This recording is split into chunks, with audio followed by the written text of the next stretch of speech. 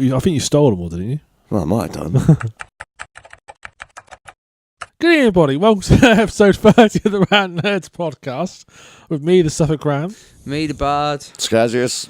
And welcome. And so starting off tonight with games we've been playing, Skazz. Hey, makes a change. Oh, bollocks. Have I been playing games? You put something called Nova 3, That's Android the shooter. one. Yes, it is. Right, so I'm going to have to go back a little bit because I've actually been playing two Nova games. Right. Are these part of the top 10 challenge thing? Well, pretty much any game that I fancy playing is part of the challenge. And to update the challenge, we've now gone through 4 titles this year. Right. That's not bad. Already, so fucking A, considering I'd be lucky to beat a game in a year. So I think I might be considered an addict by the end of this and need to be locked in a small room. I like away your from all small controls. microphone tower there, by the way. Yeah, it's brilliant, that. isn't it? I mean, people in the audio can't tell, but I actually have 2 footstools and a mic stand to be able to keep the microphone. It's all high tech here. Yeah, man. Like All uber high tech, professional. yeah. I mean, everyone else has got like mic stands and faces, and I've got Faces? and I've got Look, man, I'm not well, all right. You have a face. I know you may not believe it. You do have one. No, I don't. Just fell off. The man without a face. But no, You've got no face. How can you speak? I don't know. I never said I didn't have a mouth. I just don't have You the must rest of have. it. You got a mouth. You must have a face. Oh no! But what if I ain't got eyes? Maybe And what that's if I the ain't got mystery. ears? You still got a face. The if you got a mystery mouth. is he has no You're just face. a You face never without know. eyes or ears. That's just I trippy. have no mouth, but I must scream. God, that's an annoying game as well, by the way. That's a weird short story too, if you've ever read it. Yeah. I have read it actually. Yeah. Anyway, let's finish Nova because it's very quick and brief. How many of you have played games like Halo? Yeah. Okay, Yes. so you've all played I Halo. have actually. So, good job. You've played Halo, which is a console game, Yeah, and I hated also on Halo. PC. Good. So then it I means played you're the gonna first 2 Halos. hate Nova because Nova is basically the mobile platform's answer to games like Halo and Crisis. Nova 1, basically kind of, I can't really explain it, just you're a bunch of rebels trying to fight off aliens in a That very, famous John World. Oh yeah, that's never been done before. very Halo kind of applause setting. for originality there. AI starts telling you where to go. You go to whoop them. Eventually, by the time you get to Nova 3, you start siding with aliens. So, Very much like Halo then. yeah, very much. Now, I went out and bought a mobile control pad for my phone. So the idea was I was going to play more games on my phone through ROMs and emulators. And I figured I'd try one of these Bluetooth control pads on my phone to play Nova. Ooh, wow. Let's just say Nova 3 is fine, but when you're playing it... So the idea is you're supposed to play it with the touchscreen controls, on-screen controls, 2 Right. thumbsticks and all your other fancy doodads on the screen, right? Weapon select and all that. So you'd expect the AI to be a little bit kind of... Simple. Yeah, just a little bit. Takes into account the fact that you're going to be a bit slow. Yeah. So when you're rocking around with a control pad and the characters are practically just standing there going, and like getting ready to shoot at you, but you're just kind of standing there doing a little dance and they still don't fire on you. I mean, let's put it this way. If you die more than, say, 5 times through the entire game, you might have a bit of a problem. Or you're like me and very sick and can't be bothered to pay attention. How many times did you die? I can't remember. But let's put it this way. The only times you'll probably actually die is if you get hit by something that'll one-shot you. So, like, I don't know, a fucking asteroid or something like that. Would generally one shot, I was I gonna would say, yeah. imagine. Yeah, for sure. You'd have to be one tough motherfucker to survive an asteroid. You know, Yeah. you're in the middle of a spacewalk and you get hit by a random asteroid. I mean, seriously, at one point, the AI character is like, "Hey, yo, careful! There are computer-controlled turrets, and they are like fucking mega dangerous." And so I make a sprint for it, and not one of them fired on me. I was like, Neat.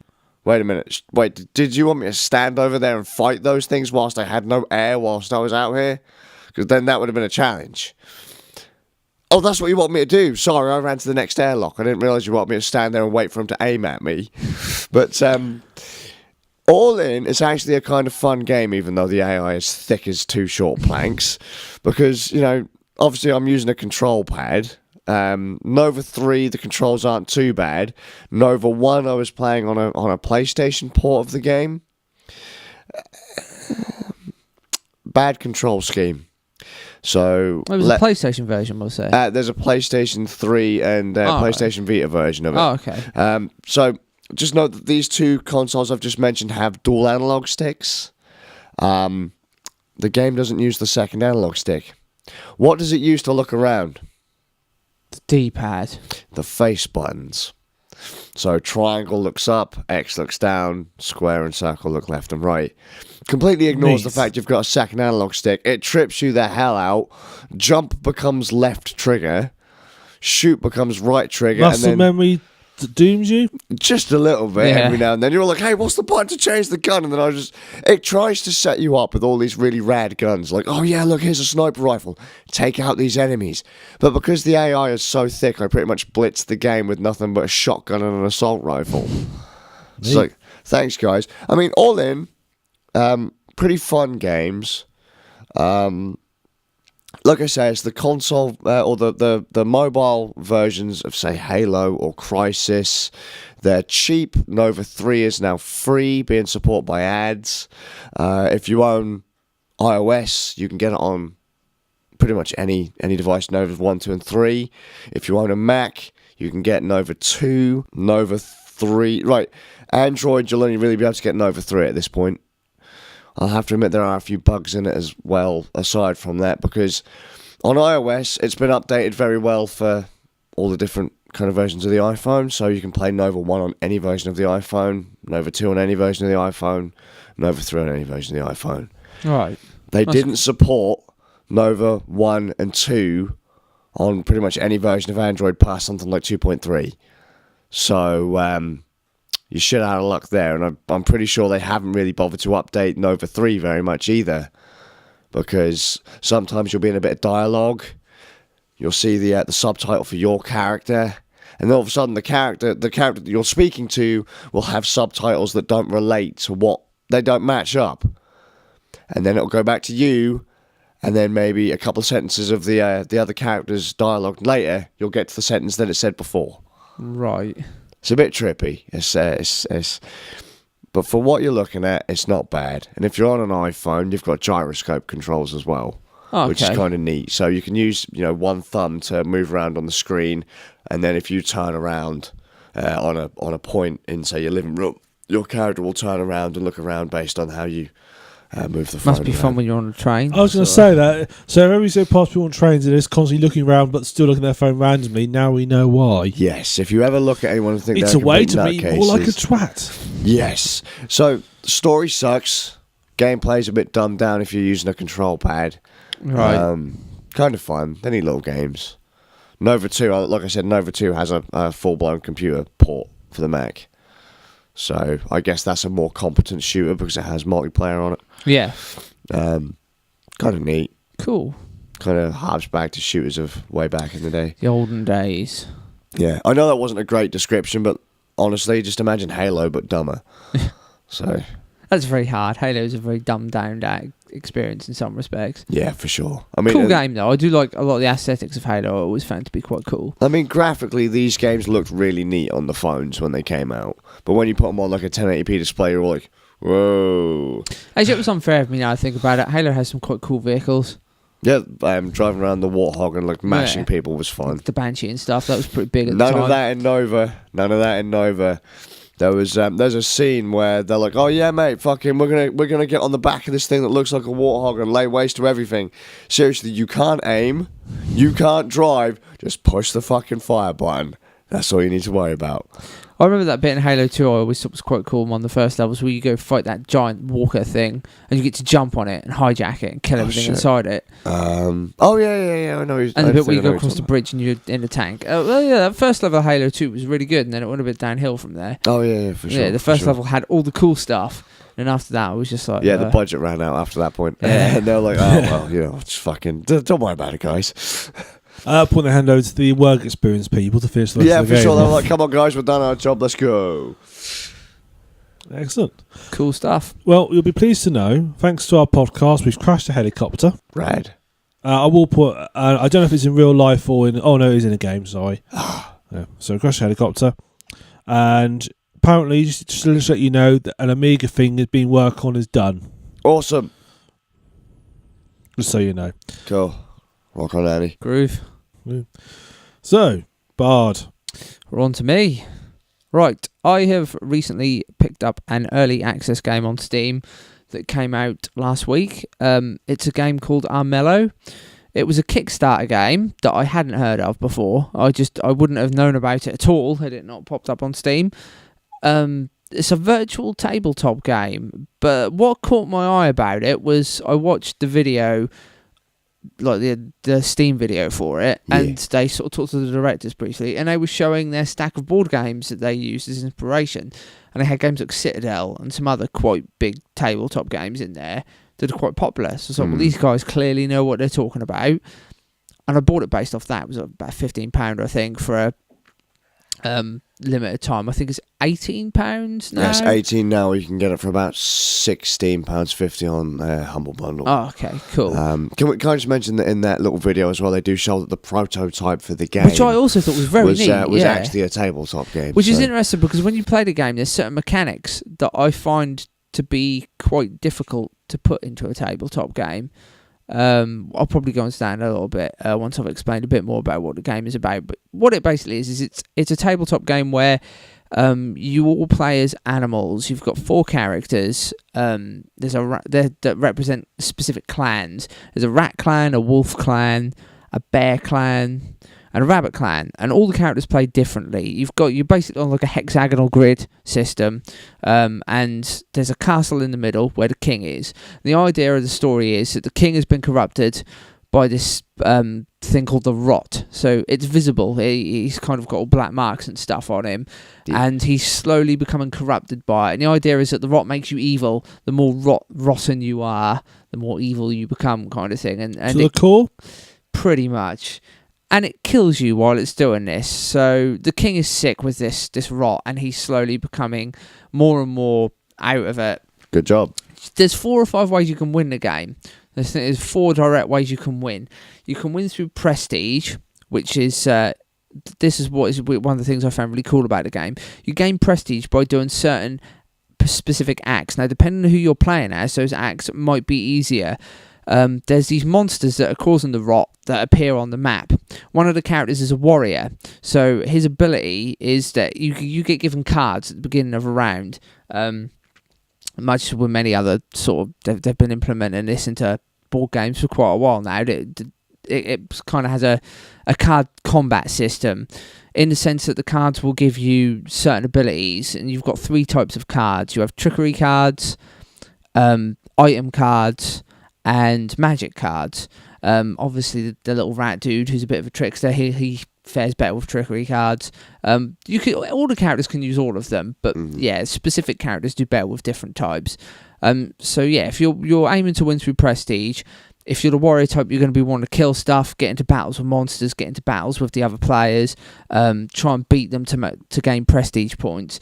You've also got your own little missions you go on. Little missions appear on the map at certain squares. You have to go to those squares. You get given like choose your own adventure choices based on your stats, because you've got little stat bonuses.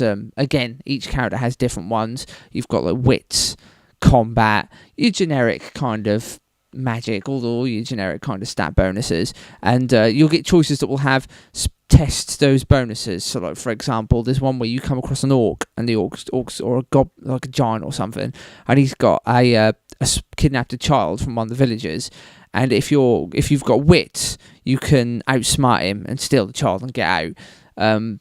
Another option would be, if your fight skill is high enough, you can fight him and kill him and get the child out. If you're rotten and you want to go for a rot victory, you can kill him and the child and claim that, oh, nothing happened, I didn't see anything, and that's pretty neat. Yeah, it's pretty nasty. So yeah, you can get prestige by doing heroic things, or gaining influence with the king.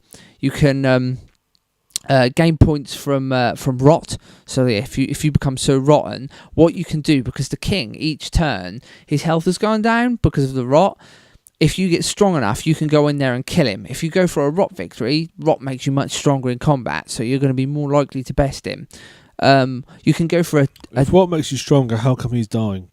Well, rot makes you stronger temporarily.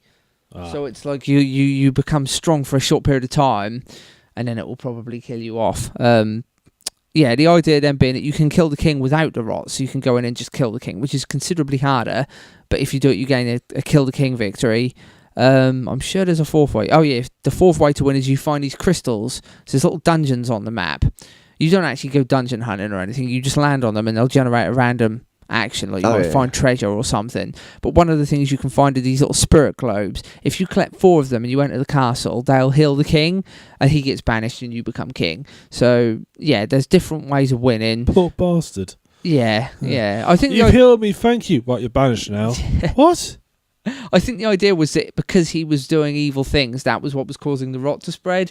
So yeah, he gets banished because it's his fault. You're back to normal. The Get rot, the fuck out. Yeah, the rot was there. So yeah, if you've got the prestige, you'll just take the king because he dies, so you get given the crown because you've got the highest prestige. Now the interesting thing is it's got day and night system. Certain characters are play differently at day and night. For example, the rat. You get items at the beginning that you can switch in and out. You only start with 1, but as you play the game more, you unlock things, which I really quite liked. It harkens back to the old days of playing the game more, gives you more bonuses. Yeah, for sure. And one of the rat's starting abilities is if he hides in forests at night, you can't see him. Now, that was what I was going to say about the tabletop thing. I can't see that ever working in a tabletop game because other players can see where that piece is. Yeah. So they're going to know he's there. Whereas in the game, it will hide you. So if you're forgetful, you're going to forget that he's at that spot and you might not sort of come across him. Could you not write down a bit of paper where he is? I suppose you could, yeah. If you were really anal about playing the game and you wanted to do that, you could do it. You could go, yeah, well, I'm going to write that down. If you were that desperate to win. Well, I mean, I'm guessing Nick's talking about if it was in a tabletop situation. Yeah, well, you could just literally write down there. Yeah.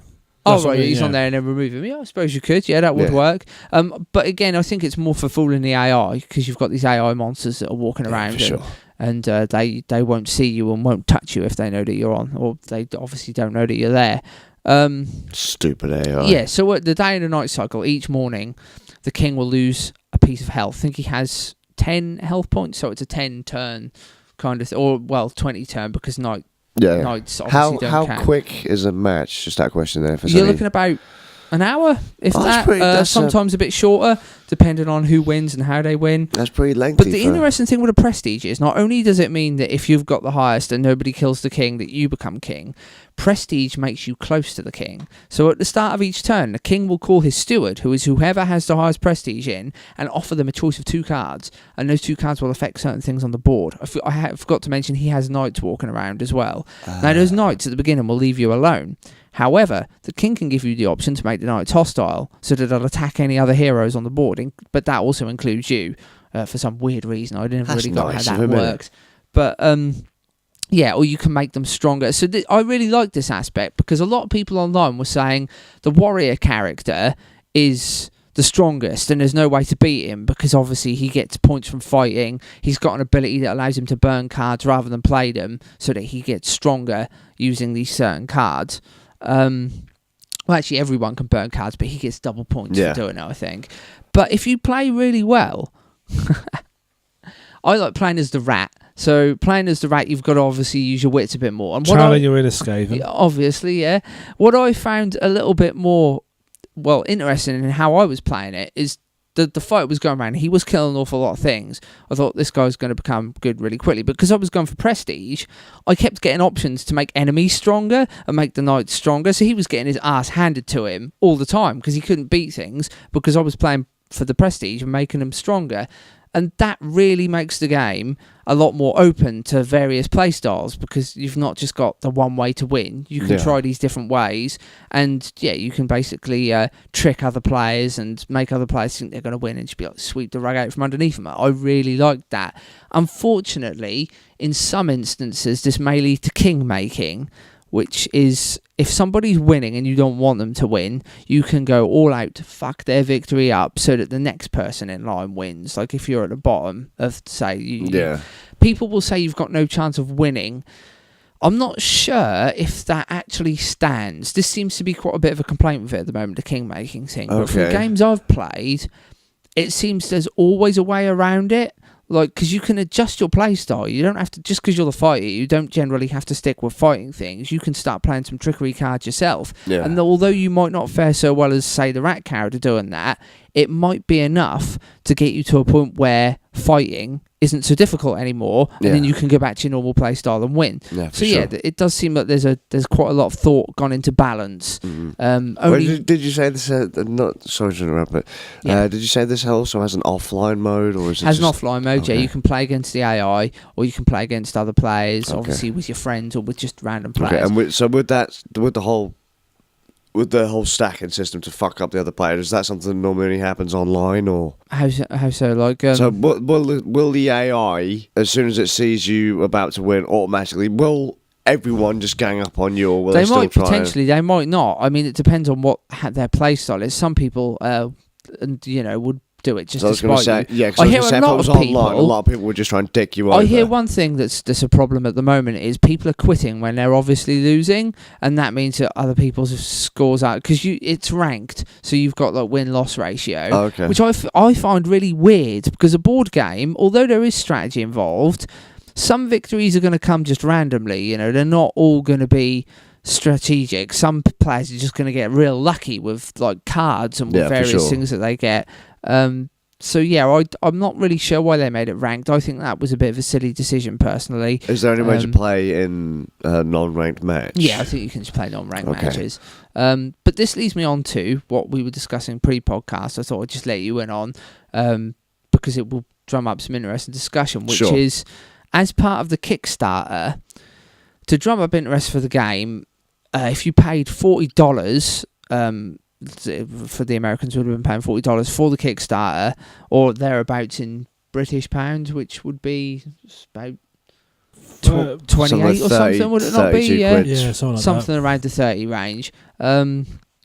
Yeah, if you paid that full price, you got some free stuff. So you got like an art book, which is neat. Yeah, you got a storybook that has the four main characters' stories in, which I thought was quite cool, and some various other goodies. But you also get 4 characters. They're not in the game yet, as it's still early access. But these 4 bandit clan characters. So it's one clan, but 4 different characters you can pick. And if you did this, you exclusively unlock those characters. I think people would have been okay with this had this just been an aesthetic choice, but it's not. They have their own skills and their own abilities, and it's caused a little bit of conflict within the community for the game, from what I've been reading on the Steam forums for it, being that people are buying into early access and finding they've been shut out from this content. I can kind of see both sides of the argument, based mainly because obviously the devs needed to make money up for the game, so they put something exclusive in at a high tier level for buyers, so that people would buy the game and put more into it and unlock that content, because the bandit characters seem to be quite sought after. But it does mean now that people that hadn't known about the game and are buying into early access are kind of being punished because they're not picking up content that they may well have paid for had they have known beforehand. That happens a lot with Kickstarters now, though. It seems to. I'm sort of half and half about it. Like, I can see why they did it, and I feel kind of bad for the devs because they've put themselves in a bit of a hole now, because they kind of want to put the bandit clan out for everybody else, and a lot of the Kickstarter backers said they backed the game because they like the game and they would like other people to have access to these characters. Yeah, for sure. But then obviously if other people say they don't want to, contracts and stuff come in and you're like, I can't honestly see anyone who's been a supporter on Kickstarter saying, well, I'm going to take you to court because I can't you've see it unlocked. Personally. But a certain length of time afterwards. If it's like game release, everybody have it. But if it's like been a year or so, it's fair enough to start unlocking it with other people, really, isn't it? The characters aren't even in the game yet.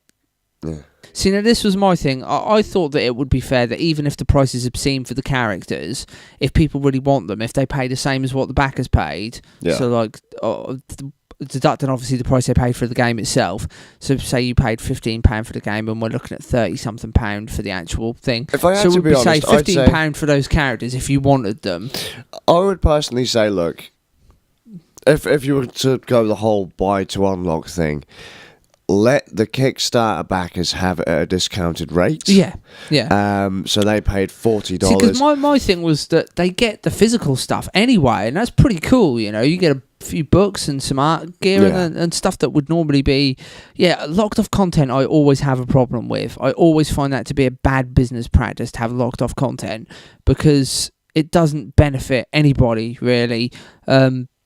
anybody who wants to wave their ego around and say, oh, look at me, I got this exclusive stuff, doesn't really have their heart in the game. Because if you're playing the game, you're going to want everybody else who's playing the game with you to enjoy it at the same level, surely. You're not wanting to... I don't really understand it. On me personally, I'm not too fussed. I got the game. I'm happy with the game. I really enjoy it. I can't wait to play it with other people. That's really going to be something. The artwork and everything to it is spectacular. I mean, your cards that you have in your hand appear at the side of the screen, and they have moving graphics on them, which I thought was quite cool.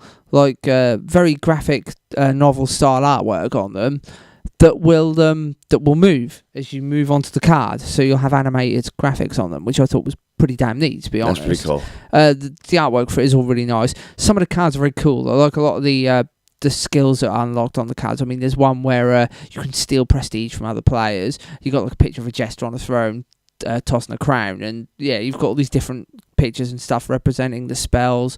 You can get items, so you can equip your guys with weapons. So you might find a sword and that raises your fight ability. And you can get companions as well, which are interesting. You obviously have to pay gold to unlock the cards. And there's settlements on the map. The more of them you have, the more gold you bring in. If you're the rat, he gets gold just for going on to settlements. So he gets a little bit extra money coming in so he can use more cards quicker. Yeah. But you don't always have to pay gold. There's a magic mana level. You can pay that to use spells. I think the bear has a bit of a bonus towards that. And you've got rot, so you can pay him rot as well. If you pick up like there's a warlock companion you can get who ups your magic attacks in battle, and if you equip him, you gain 2 rot, so you get like... That's pretty neat. The rot is interesting. It's interesting. It makes it easier for you to kill the king, to get a king killer bonus, but it is also makes it so that every morning you lose a health point. So if you are quite far away from any healing circles, there's little healing circles on the map as well. If you're far away from one of them and you piss about too much on the map, you're going to die and get sent back to your starting position. So you do respawn, which is good. If you do die, you're not out of the game. You respawn, you just lose prestige and some stuff, and then you can go back in and have another whack at whatever you're trying to do. I really like it. I mean, for what I paid 15 quid for it, and I wasn't expecting a great deal, but for the content that's there for early access, I mean, I've been stung on early access before, so picking up this game on early access, I can say they've picked a good time to put it on sale, because it's got enough content in it to make the game playable. You won't feel like it's unfinished, just that there's more to come, really, a finished game with more stuff to add to it. I mean, they're saying they're going to add more characters, they're going to add more cards, maybe make bigger maps. It's sounding like they're going to put some extra good effort into what's coming. And for a multiplayer game, especially like a tabletop game, it's brilliant for me, because sometimes my tabletop group might not be able to make it out for some reason. But if they're still at home, then we can still play the game. Like, we can still have a games night just on the computer rather than around the table. I really like this game. Other than the obvious little problem that's arisen with the Kickstarter backer characters, which I think is getting a little bit blown out of proportion, because we've got people... Yeah, for sure. People are boycotting the game, saying, oh, well, I don't want to buy it if it doesn't have those characters. What's the word I'm looking for here? It's just a bit... Well, they think they deserve everything. A bit entitled, yeah. Yeah. I mean, I can understand it. I can understand people being a bit upset. I mean, when I read about it, I was a bit bummed out that I can't have those characters. But then I looked at them, and I've settled with the rat at the moment. I tend to do this. I'll play a game, I'll find a character I really like, and I'll stick with that character unless obviously somebody else is playing them or something. But then there's like more characters coming out for it. So I mean, to me, it's not a big loss. The thing is, there are lots of games with either, locked content, removed content, or... Also, it's this dev's first game. And, I mean, that's an easy mistake to make. They made a very bad backer mistake. But, it's not that big of an issue. It is a bit of a problem. But, if you're not willing to give them the chance... I don't know, it just kind of seems like a bit of a waste. Are they really going to go down the route of basically saying, okay, because you didn't back Kickstarter, you can never have access to these things? Are they really going to go down that route? No, of course they're not. At the moment, they're not sure. They're sort of saying you might never be able to have access to them. We're waiting and seeing at the moment as to what comes up. I mean, honestly, at the end of the day, I don't really think it's that big of a deal. There are so many games coming out on Kickstarter. I mean, can you just imagine you buy a game back in the cartridge days, right? Once upon a time, there used to be games that had really OP characters or game-breaking bugs, and maybe they'd release, say, 1,000 of them, and then they'd realise that glitch or that character was too overpowered. One thing that you notice, they'd call them back, say with fighting games now, version. they do that with firmware updates, don't they? If you've got a fighting game where a character is unbalanced, they will balance them out. I know Street Fighter's done it multiple times. Changed the added a new patch to balance the characters. So I mean, that's not a particularly big deal. You've got to MMOs. be honest as well. From what I found of playing the game, the benefits to the characters aren't that big of a deal. I mean, like I said, you can still be the wolf guy and play strategically if you wanted. You can be the... Well, actually, I was going to say you can be the rat and you can fight, but it is quite a bit harder with the rat because he's quite weaker. But in contrast, he gets the gold advantage, so he can spend more cards as and when. I mean, the bear at the moment is the only character I think needs a bit of balancing out. She's not got very good skills from what I've seen. Maybe somebody who plays her quite a lot could sort of say otherwise. I don't know. They might have found like a little trick with the bear that makes her better. Sure. But yeah, there might be one or two tiny balancing issues, but I think they've done quite well, all things considered. I definitely would recommend this game to anybody who enjoys tabletop games. And if perhaps you were looking to get into tabletop games, this is maybe a cheap way to do it. I mean, the game's only £15 in comparison to 18. Or 18, yeah. It's 18 now because I was going to break the shrink wrap challenge rule for this one. Yeah, I was going to say that's quite cheap. I mean, even if you're going to get a small game like Citadels, you're looking at about a tenner. Whereas if you were going to buy a bigger game, you're looking at between 40, 50 quid sometimes. So, I mean, if it was something that you wanted to pick up to get into tabletop games, I would say it's definitely a good buy. I mean, I can see it appealing to crowds that like books like Redwall and stuff like that as well, because it's got the anthropomorphic characters and the medieval setting, so it's got that kind of... Those are pretty neat books, I suppose. I mean, it's a very cool little game. That's something I kind of thought of when I saw the video for it. Was Redwall. Yeah, I mean, it kind of made me think of Redwall as well, especially with there being rats and stuff in it, which are prominent creatures in Redwall. And those are good books. I mean, I read those to my guys at work and they love those books. I haven't actually seen one of those books since I was in middle school, so... Yeah, I mean, that was when they were sort of prominent, wasn't it? Like in sort of the 90s and that. Very cool little books. Yeah, that was what it reminded me of playing it. It's a very good little game. I'm interested to see what stuff the devs release for it, and I'll be interested to see how this backer situation unfolds.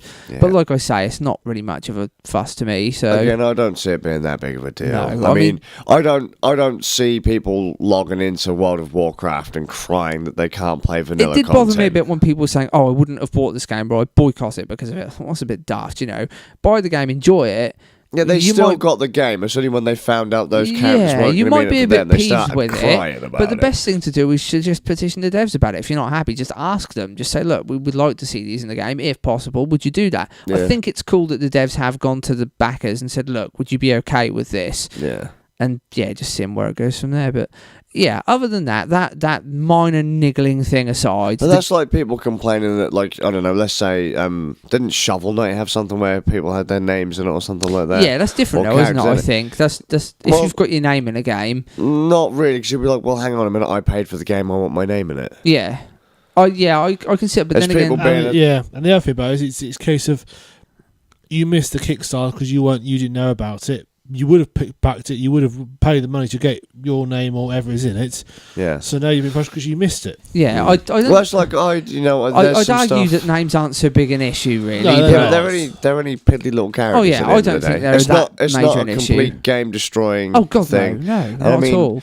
It's like Elite Dangerous had some stuff for Kickstarter backers that you won't get if you weren't a Kickstarter backer. You know, you'll get a better deal on ship insurance, and you'll have access to a zone only for Kickstarter backers or whatever. See, I mean, I'm not a fan of locked off content. I do think it's a silly idea, but at the same time, it's not going to bother make or break the game decision buying for sure. on that. Like that's a very fair, small a lot thing. of times they say these things. I mean, I would imagine that give it a couple of years, and they'll probably unlock. Oh all god, that yeah. anyway. No, a lot of times they do usually, don't they? Stuff gets released In eventually. fairness, most people probably won't even remember it. A lot of the time, if it's aesthetic stuff, it definitely doesn't bother me. If it's like, oh, you get like this special costume or something. Look, you've got a pink cloak. But it's like when I've noticed there was arguments coming up about it when Hyrule Warriors was coming out. They thought that characters were going to be made exclusive to stores at one point, and I thought, well, that's not cool, you know. Well, right, with that stuff, I would completely fucking bitch out about that. But for missing a Kickstarter, I'd say, look,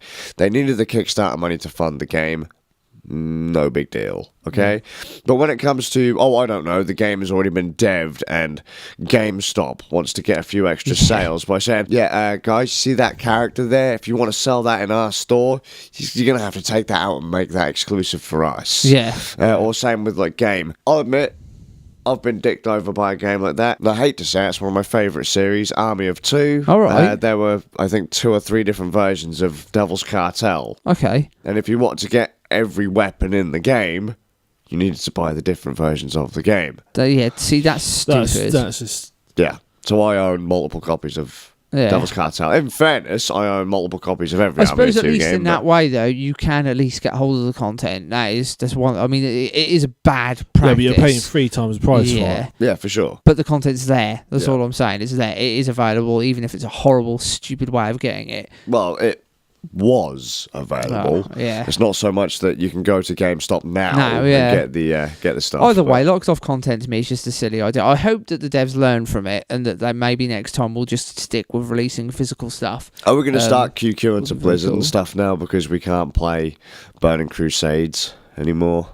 I don't play Blizzard games anyway. Funnily enough, that was what killed a lot of Warcraft for me. Vanilla Warcraft was good, and later editions of Warcraft. Yeah, they start locking off content, but that's normal in MMOs, isn't it? Yeah. And so content gets locked off all the time. I time. don't really play MMOs a lot. It's not my kind of thing. So then all the people complaining about this Kickstarter stuff, fuck off and go and play an MMO. Go and complain about that and see how far that But gets. like getting back onto the game, I would just say that don't ever let that dissuade you from getting this game, because this game is a very nice game. I think the dev team are really cool from what I've seen. People talking about them, and they seem quite close to their community, which is quite nice. A lot of the backers who were getting involved in that conversation were saying about the relationship they have with the devs and ideas that they've given to the devs that the devs have put into the game and stuff. So they seem like a cool development team. Yeah, for sure. I'm looking forward to see what they do with the game and what they release further down the line, because thus far I'm very impressed. It's an early access that's actually really good. So yeah, for sure. Like I say, if you're into tabletop games, you're looking to get into tabletop games,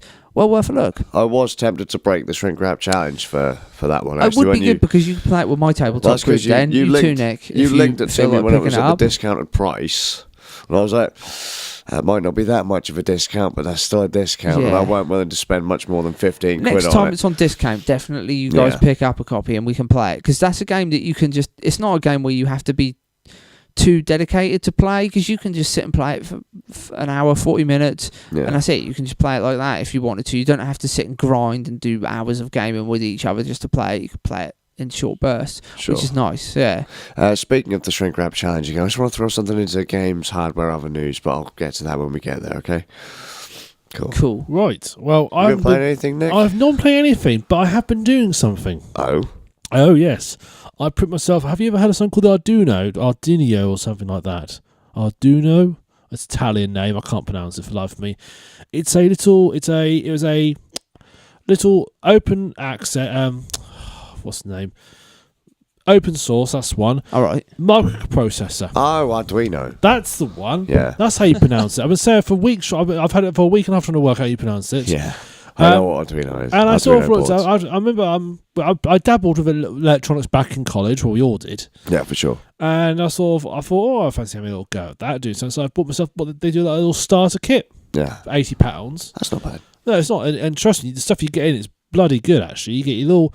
And I bought myself a little starter. I've been dabbling with that. So playing around with that, which has been having great fun building things. That's cool. Awesome. What kind of stuff can you do with the kit then? Right, the kit's basically, you got 15 projects in it. Okay. It's designed to, each project designed to teach you a concept. So it starts off really basic. So it's just simply like, putting switches in to make lights change, and then it tells you how to use the programming. So you go from just being able to push a switch that activates a light to you pushing it, which tells the chip that you've pushed it, and then it then will make lights flash. And it moves to them. The last one I built was a Now I've got to pronounce another thing I can't pronounce. You know those all instruments you get where you just put your hand near them and they make a noise? That's the one. I've just built one of them with a light sensor. Those are pretty yeah, neat. built one of those little light sensors. That's all far it's got. I mean, it's got, and that sort of teaches constant. And I've found a little faff with servo motors. You get servo motors in, you get a matrix just blimey. Just got attacked. You get an LCD display in the kit. That's pretty neat. Yeah, I mean, I actually looked at. The it's quite good value for money. The actual board itself, the board you get with it, They're about £40, aren't they? 20 quid. That's not bad. That's not bad. It's really cheap. It's not the biggest one they do, so it's all mid-range. But for most what you want to do, it's probably quite they reasonable. sell them on Element 14. The same. That's one of the same stores that sells the Raspberry Pi. Yes, You can buy all that stuff there. Yeah. So you got it's the board's about 20 quid. The electrical components they give you about 40 quid, and all the other stuff adds up. Each took it must be going over 120 quid worth of stuff in there. Yeah. But it's a really neat little thing. So I've been having a little fun with it. It's all something I'm going to do with it, and I'd like to give myself a little project which I can sort of do. It's got a bit of a challenge to it, but it's probably within my means. Yeah. So I'm going to try and building a laser tag gun. That's pretty That's neat. cool. With the idea of the board as the controller for it. So I've already got in my head roughly how I want to do it, because obviously the programming I'm quite familiar with, because it's based on it's similar to C, which I'm quite familiar with C#, so it's fairly similar syntax. So I want to build myself I'm going to sort of see if I can build like a single one, learn a bit about sort of infrared communication. Because that's a great thing, because you do something like this and you learn more stuff. So I will now have to learn about infrared communication to do it, and then I'll know about Your it. skill base becomes broader. Exactly. Yeah. So I'm going to have a little build that, and have to build a little project, and hopefully I can get another one. Because I've built one, I can build another one. Yeah. So and have a little server laser tag. That's pretty my neat. thing. That's cool, man. And what I'd like to do that, and that's my sort of basic one. The one I want to do expand it. I want to expand it because you can buy what they call shields. And basically what you do is it's like you put it on top of the board and it adds functionality to it. Oh right, yeah, it's like the GPIO boards for Raspberry Pi. Yeah. So it sits on, and what it does is the shield connects into the existing pins. So basically it covers over the whole board, but the pins are like pulled through, so you can still use them. Yeah. Board's fair. So I'm thinking of getting either a Wi-Fi one with a GPS one as well connected together, and then I'll be able to, if I can program it with the computer, you'll be able to have, perhaps I thought because you have like little monitoring software on your computer, so like on Google Maps you could see where everybody was. Yeah, for sure. So if you do finish on the game, you can see where everybody else is. That'd be pretty neat. Whether I'll get that sophisticated or not, I don't know. It depends how clever I can integrate it. But yeah, I've been having a great fun with that for the last sort of week and a half. Not really playing it. It's every evening when I'm meant to be sort of playing games and doing stuff and trying to do stuff on the side, I end up sitting from a table with a multimeter and a pair of tweezers. Because that's I've got fat fingers, so I do struggle to. Yeah, see, I can't play with that kind of stuff that small because my hands shake too much. So even with a pair of tweezers, I can't. I used to be able to do that kind of stuff, but I can't do it anymore. But those things are really fun, and I've seen some people put them in really neat little projects. Yeah. Oh, you can do. There's so many versions of them as well. Because I mean, there's so many versions of the board. You got like what they call the mega boards, which are twice as many connections. The one I've got 16 connections, which is enough really for most. I mean, it's enough to do my laser tag gun. But there's one that's got 32 connections on it. But then they do really tiny little ones, like tiny ones that sort of like literally a couple of centimeters big. They do one that's basically like a game controller. So you've got a joystick and 4 buttons in position ready to be turned to a game controller. That's cool. It's really, really neat done. It's really, and it's all open. It's all open source. You can buy the clone boards, which other people make, but to be honest, the official ones, I mean, I said it's 20 quid for the basic little board. Yeah, you can't really complain about that. No, exactly. I mean, that's what I thought. My only criticism of the actual company itself is that if you go to their official website, most of the stuff on their official website is out of stock. Yeah. Which is a bit of a shame because there's some cool stuff in there. There's the one I was going to get sort of thing again was a little robot kit. That's completely out of stock. And all of it's out of stock. I wonder if that's just... So where did you get yours from? I got mine from Amazon. Oh, okay, that's neat. I got mine from Amazon. There's a Maplin have a store on Amazon. Oh, yeah. I actually bought from Maplin through Amazon. That's really Maplin being an electronic store. Yeah, that's it's like our equivalent of Radio Shack. Exactly, yes. And obviously things I can go to Maplin and buy all the bits and pieces to go with it, which is quite neat. Yeah, for sure. I always tend to get a lot of my other electronics from a company called RS Components. Yes, I know of RS because they're also one of the initial distributors of the Raspberry Pi. Yeah, they're quite good because they're actually like an industry supplier. So they don't just supply to your average Joe. They supply everything you want. You know, you go onto there. I was looking at infrared diodes the other day because obviously for my little project. Yeah, and they had something like 2,000 different infrared diodes you could pick from. It's pretty neat to look through some of their catalogs and stuff. It is, and particularly when you like go to the sensors because there's like a sensor on there. I found this infrared sensor on there which was like £2,000. And you're thinking to yourself, Ooh. Yes. Nice. It's like, I think that might be a bit OTT for my little See, project. Nick goes there and is like, oh yeah, it's the same as me looking at camera go, I'm like, fucking yeah, man. It's all good. But it's good value for money. So I said, if you ever fancy getting into microcontrollers, I mean, I've wanted to do it in the past, but I've always been a bit nervous about doing it because it all looked a little bit too, the mouse sort of hoops you have to jump through to be able to do it, because you have to buy the board, then you have to buy like an interface for yeah. It was quite thin. This one basically, it's a USB connector and it plugs to your computer, and you don't, I mean, I'm programming it on my Mac. Yeah. You know, my Mac from like 2005, it's on 10.5 Mac OS X, and it works. I can use it. Yeah. I can program the board with it. What I would like to see you try is maybe integrate a Raspberry Pi into that. I've got a spare if you want to borrow one. I'll give it a go. I'll have a look. I'll get myself a bit more finished my little projects, get my feet off in it, and then I'll have a look into it. And see what I can think to do. Because you can get it to communicate to computers. Yeah. So I do actually believe there might actually be a module to allow you to connect the Pi directly to it. I'll have a look into it. Cool. I can't remember if there's I don't recall seeing the shield for on the website, but I'll have a look into it. Sure. But there's I could be completely wrong there, Yeah. but I'm sure that some people have mixed Arduino with Raspberry Pi or... I can see easy Something one. like So you can use the Arduino to communicate with your PC, Yeah. and it will talk to the PC, and it can control the PC as well, because you can actually make keyboards and mouse out of it. Yeah. So the other sort of thing I was thinking about doing is for my like my pharmacy, I want to have my big cab. I can actually make a keyboard. I can use it as a keyboard controller. Yeah, for sure. That'd be I've kind of neat. all these things sort of popped into my head of things I can do with it. So I imagine Raspberry Pi would be similar to that. You just basically communicate with the Pi that way. That should work quite well. So yeah, so if you want to get into microcontrollers, a bit scary, but no, this is perfect. Literally, the start kit's 80 quid. Buy it, you'll be building your first electronic project within like 10 minutes of buying the kit, opening the kit up. It's that easy to do. That's can't cool, sit. man. That sounds really good. Yeah, great fun. Good stuff. That was good. Other than games you've been playing, that was something that I wasn't expecting, but that was good. Yeah. That's neat. That's something that I didn't expect. Yeah. I thought, there you go. That's pretty cool. Things I've been doing, you see. Right. It's all good. So, on to the film review. Oh yeah. It's not so much of a film. Yeah, I forgot. Now, when I saw this, I thought, was this a sequel to Space Barbarian when I first saw it? Actually, just a quick update to Space Barbarian. Brian, get well soon. Oh yeah, bless him. Oh no, what's happened to Brian? He's not been too well recently. Yeah, he's has had he? a bit of a dicky heart. He's had to cancel a run of shows at theatres in How's he London, gonna- I but believe. how's This is why Space Barbarian had to be cancelled. You see? Yeah, for sure. For How's he now- going to do the Yeah, action scenes? In all seriousness, get well but soon, Brian. We Yeah, for love sure, Mr. man. Blessed. He's Yeah. awesome. Brian, you're cool. Don't die on us. We need you alive. Yeah, bless you, Brian. Bless the blessed. His fucking beard's still looking mighty, though. Oh, sorry, so a man that He- strong, he- that he apparent fu- can't he be did- took out by something simple. He left a Heart. Facebook update, which I found quite funny, which was, I'm going to have to put off my trip to Everest now. Good old Brian. Yeah. Oh, good Yeah, he spirits. can't be took out by something like simple as a little heart problem. Yeah, you can't. fucking- He'll just He- flex and grow another heart. He needs to be took out by some sort. He needs to be took by like an asteroid hitting him or something. That's the way. That'll Brian be has the to way go. it goes. He'll be at the top of Everest. One of them and then, one-hit kill asteroids, though. Yeah, like a Nova asteroid. He'll be at the top of Everest.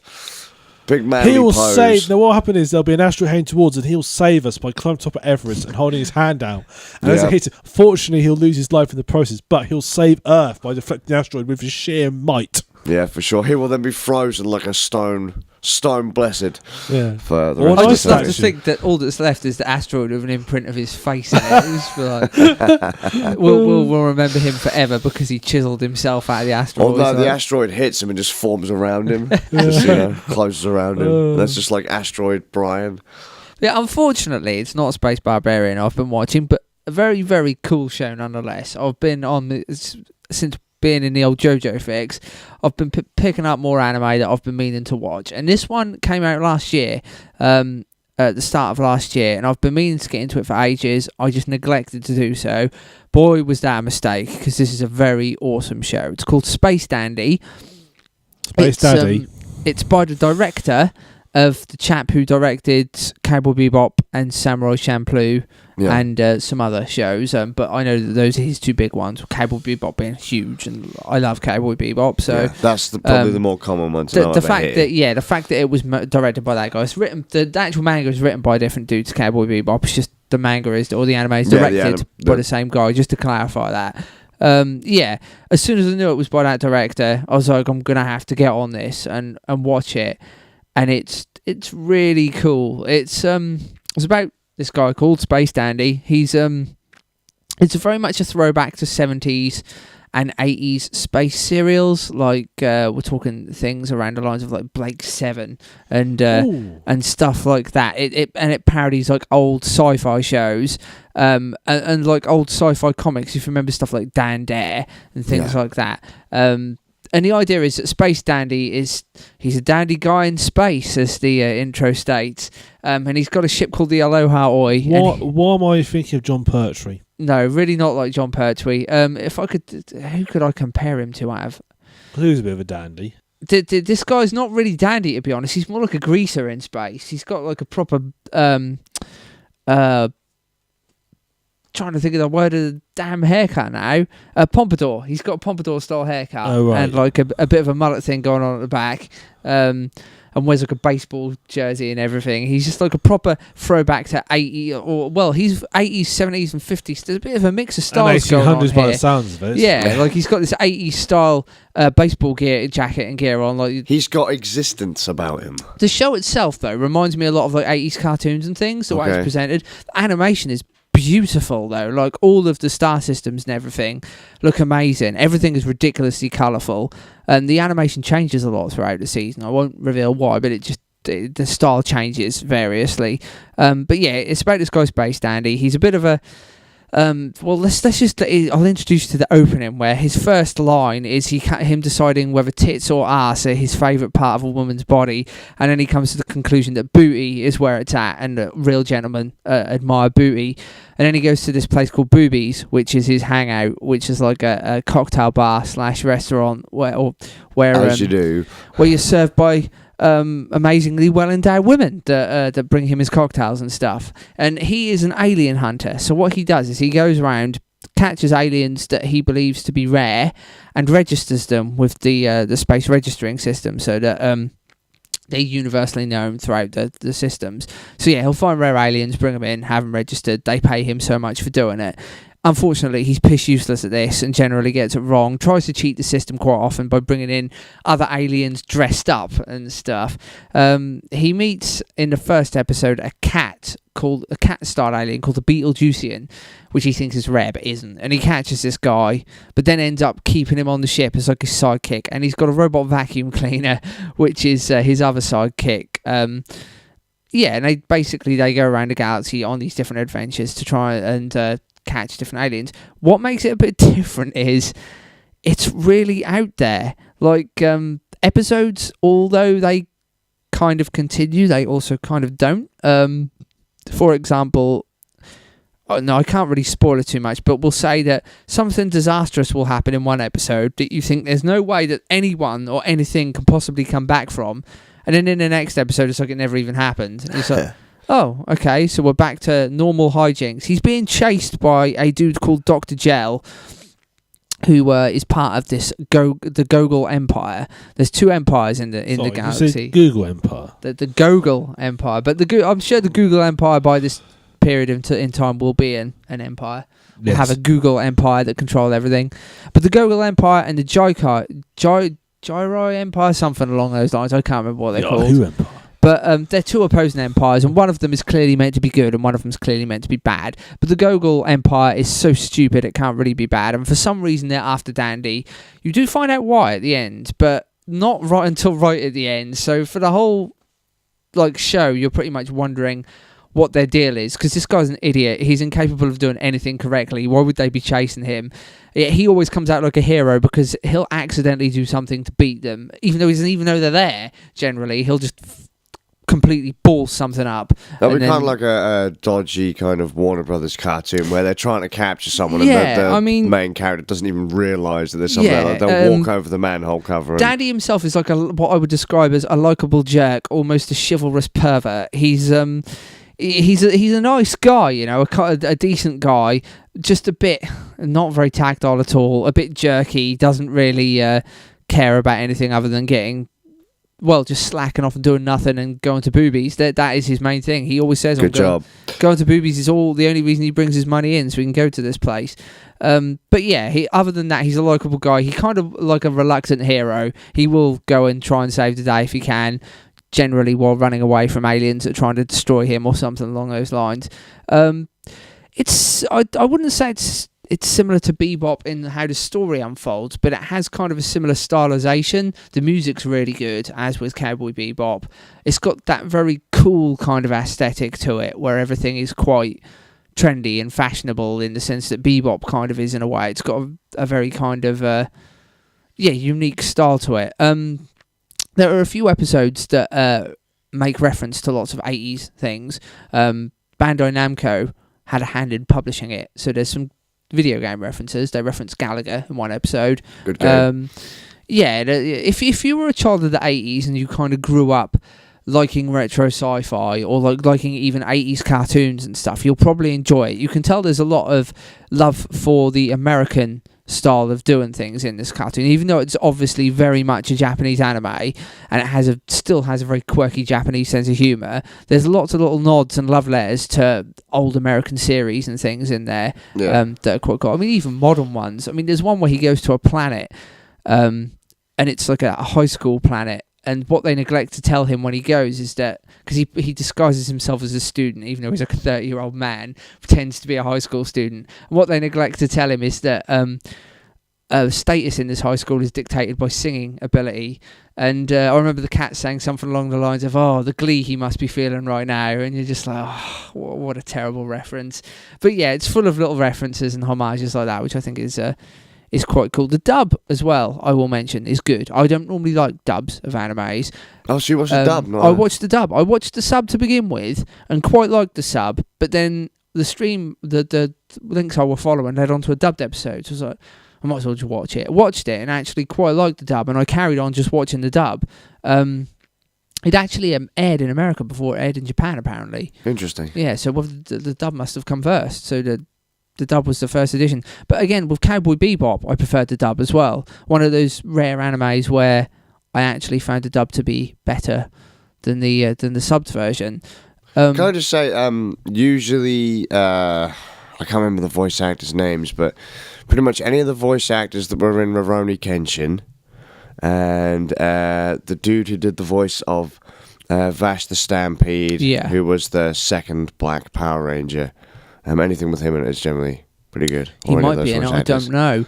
I did look up Dandy's voice actor, and he's not been a lot of things, because at first I thought it was Patrick Warburton. It sounds a bit like him, and funnily enough, I think that there's a Dandy, because there's one where he goes on all sorts of weird adventures, and one of them involves him going to other universes and pulling other dandies from different universes into his reality, and one of those dandies actually is voiced by Patrick Warburton. So I was like, oh, that's interesting. That's pretty rare. The guy who I thought it was, but actually isn't, is a different character, well, a different version of Dandy. They're really out there, the episodes. I mean, some of them less than others. One of my favourites, very, very cool. He goes on a race around the galaxy. Like, he takes part in a galactic space race, and it's anybody that grew up in the 80s is going to love this, because it feels like it's an 80s cartoon / 80s video game all thrown together. It's got a very F-Zero feel to it. You've got all these guys in the different ships, and they're all flying around, have to go through checkpoints to get around this space system, and they're all using different abilities to get through. Dandy's being, every time he does something, it's like, here's my final ability, and it's like, but didn't you already use that? It's like, this is my other final ability. And it's usually something stupid like blowing his own ship up to send it flying further and stuff like that. Yeah, he's a bit of a numbskull. But yeah, I mean, if you like Cowboy Bebop, you're probably bound to like it based on the aesthetics of it. The direction is very similar to Cowboy Bebop, just a lot more colourful and a lot more out there. If you kind of dig off the wall humour, I mean, or if you like reference humour and stuff like American Dad or Family Guy, and things like that, you might enjoy it. Even though there's obviously lots of Japanese cultural references and stuff in it. Yeah, I've just got to say, it was considered one of the best animes of last year, and I would definitely agree to that. I mean, when I watched it, as I was saying to you before the podcast, I was reading about it, and a lot of people were shooting it down based on the lowbrow humour and the how silly it gets sometimes.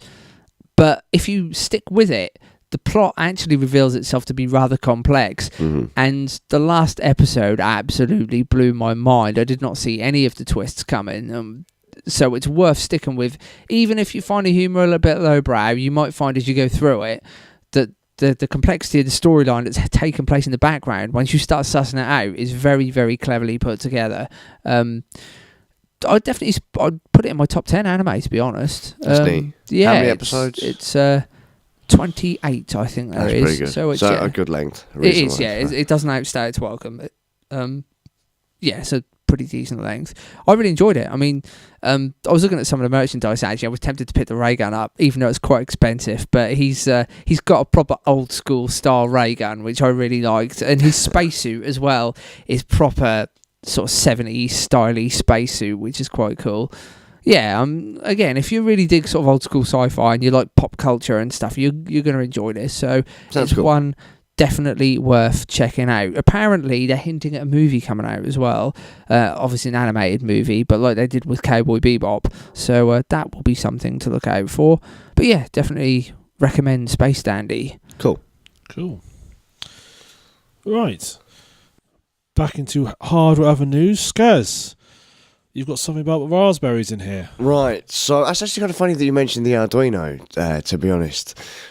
Seeing as kind of the Raspberry Pi gets sold in the same kind of circles as part of, like, you know, maker kits and stuff like that. The Raspberry Pi Foundation a few years ago released the Raspberry Pi, a credit card sized microcomputer, low power, low budget, aimed at kids. To a little background into the foundation is that these guys all kind of grew up to say stuff like BBC Micro, and that computers were very hackable back then, whereas they kind of grew up now and they were like, well, I think they were all working in Cambridge's IT department, and they said that they had a serious drop off in applicants, and the ones that they did have didn't really seem to know what they kind of expected them to know.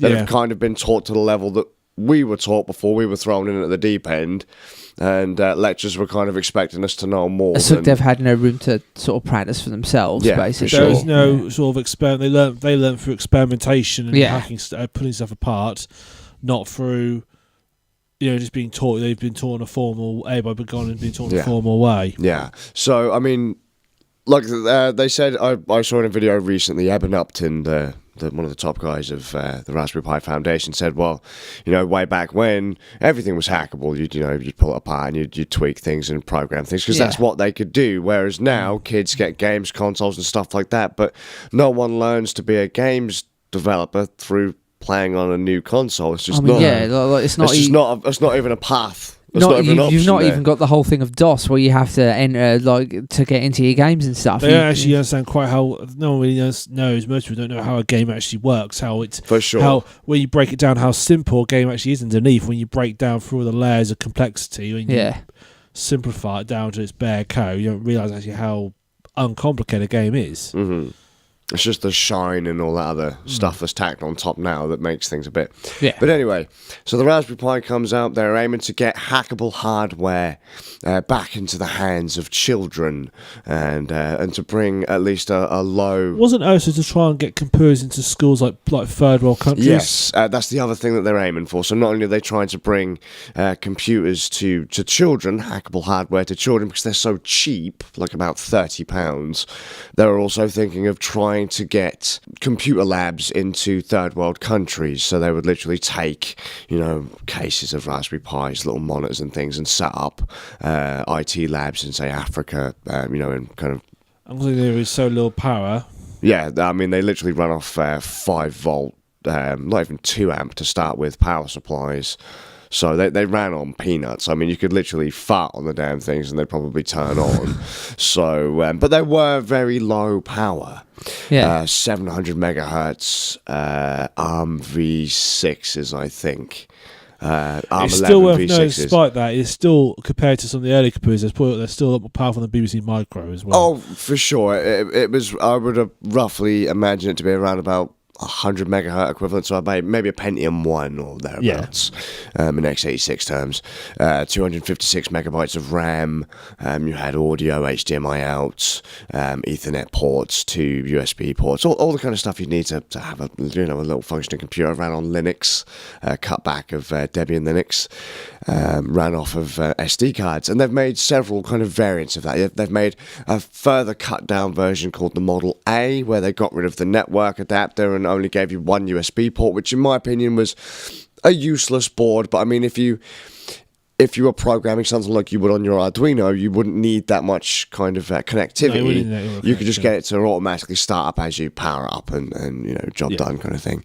Then you had the Model B revision 2 with the same processor that could be overclocked to about 1 gigahertz roughly in speed. And then you'd have 512 megabytes of RAM. Then they released the B Plus, which was the same as the Rev 2 with the 700 megahertz processor, 512 megs of RAM, 4 USB ports, brilliant, same price. Now we come to what got released no more than a few days ago, which I was pretty excited about because I didn't know it had even come out. The Raspberry Pi 2 Model B is basically the same design, the same layout as a B+, but now it's a quad-core ARM v7 running at 900 megahertz per core. Quad core? Yes. And 1 gigabyte of RAM. That's a lot of power in a small box. Yes. And what's the price? 30 quid? Yes, the same as it's always been. Power requirement? 5 volts at roughly 2 amps. Bloody hell, that's cheap. Yeah. And that's low powered. Yes, it's now here's the thing. At first I was like, well, quad core, blah blah blah. Maybe that's gonna give you a bit of an increase, because the Pi hardware hasn't been all that optimized. Let's be fair. The Pi has recently been, the original Pis have been given the ability, I suppose, to have it. They've had a decent web browser built for it. It could always decode 1080p video with no problem at all. So, I mean, it's a pretty capable box, depending on what you want to do with it. Writing code for it, taking pictures, fine. It's a case of you've got to keep what you want. It's all good for little simple jobs, like a little media server type, not the actual server, but as a client, yes, which what we use ours for. My boys have one each to watch little telly programs on, and if they want to, play little games like Minecraft, the Pi edition to code on, because you can code in the Pi edition of Minecraft and things, so they can play with that as well. You can play text adventures and things like that on. You can play Quake 3 Arena on it at 1080p, but that's on the original Pi. So now we've got a Pi that's approximately... But can it run Crysis? Well, chances are, yes. No, it can't. What do you think the top sort of game would be to run on it then? Like, the looking top end thing that would run on there?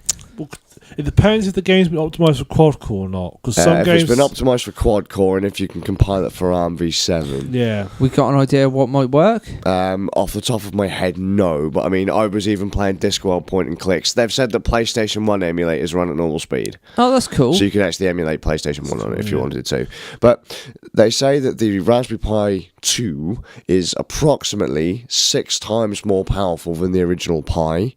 That's and very cool. I couldn't really wrap my head around how much more powerful that would basically, be. for emulators, I'd be tempted to pick one up just an emulator machine, to be honest. You could emulate stuff using the some way to store Pi. my emulators would be handy. Just to have all my PlayStation and my MAME and everything on there would be very cool. And it's infinitely portable as well, really. Yeah, for sure. I mean, let's put it anyway. this way. They had things like the Picade and PiMAME. So what you've just gone and said there, Bud, with having all your MAME stuff and all your emulators MAME on is it. like my favourite emulator. So There was RetroPie, which was a distro which had tons of it. It was RetroArch.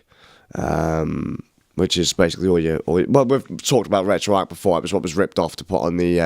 Yes, the that's made by the Retron 5 people, isn't it? They made that. Yeah, for sure. All of it. Hyperkin came up with that. Yeah, they made the whole them lot. guys. Them guys that license it completely for free to everyone everywhere with no help from anyone outside of Hyperkin. Yeah.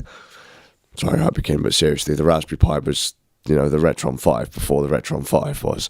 But to be fair, it didn't have the cartridge slots, did it? To be fair? Actually, technically, it did, because there's a small device called the Retrode, which people use on PCs to rip or to dump the ROM off of cartridges. Some people have actually stuck Raspberry Pis on the inside with RetroArch on it, so that you put the cartridge on top of the Retrode, and then it just fires it up through the emulator. See, this is where Hyperkin went wrong. All you need to do is get a Raspberry Pi, install RetroArch, buy some of these connectors, and plug it all together, put it in a box, and claim it was theirs. Yeah, see, and no one would have ever known. No, unless they opened it up. No one would ever do that. No one ever. No, Hyperkin, they probably stuck the Raspberry Pi sticker on the outside of it. That wouldn't surprise me, actually. That'd be kind of funny. But yeah, it's about 6 times more powerful. I couldn't get my head around how much more powerful this was. Let's be honest, once you get into the GUI of the Pi, things start to chug. You really have to imagine kind of, decade-old computing, maybe even further back than that, maybe 1995 kind of power in computing. But the guys who I saw a video on Make, who show off what this new Pi could do, and they had the Pi version of Minecraft running. They also then had GIMP running. They had the browser running. They had a video running. And I was just like, the Pi can't do this? Seriously, is this what this extra power is going on? It was smooth. Good, man. You could multitask on this thing. The joy of optimization for quad core.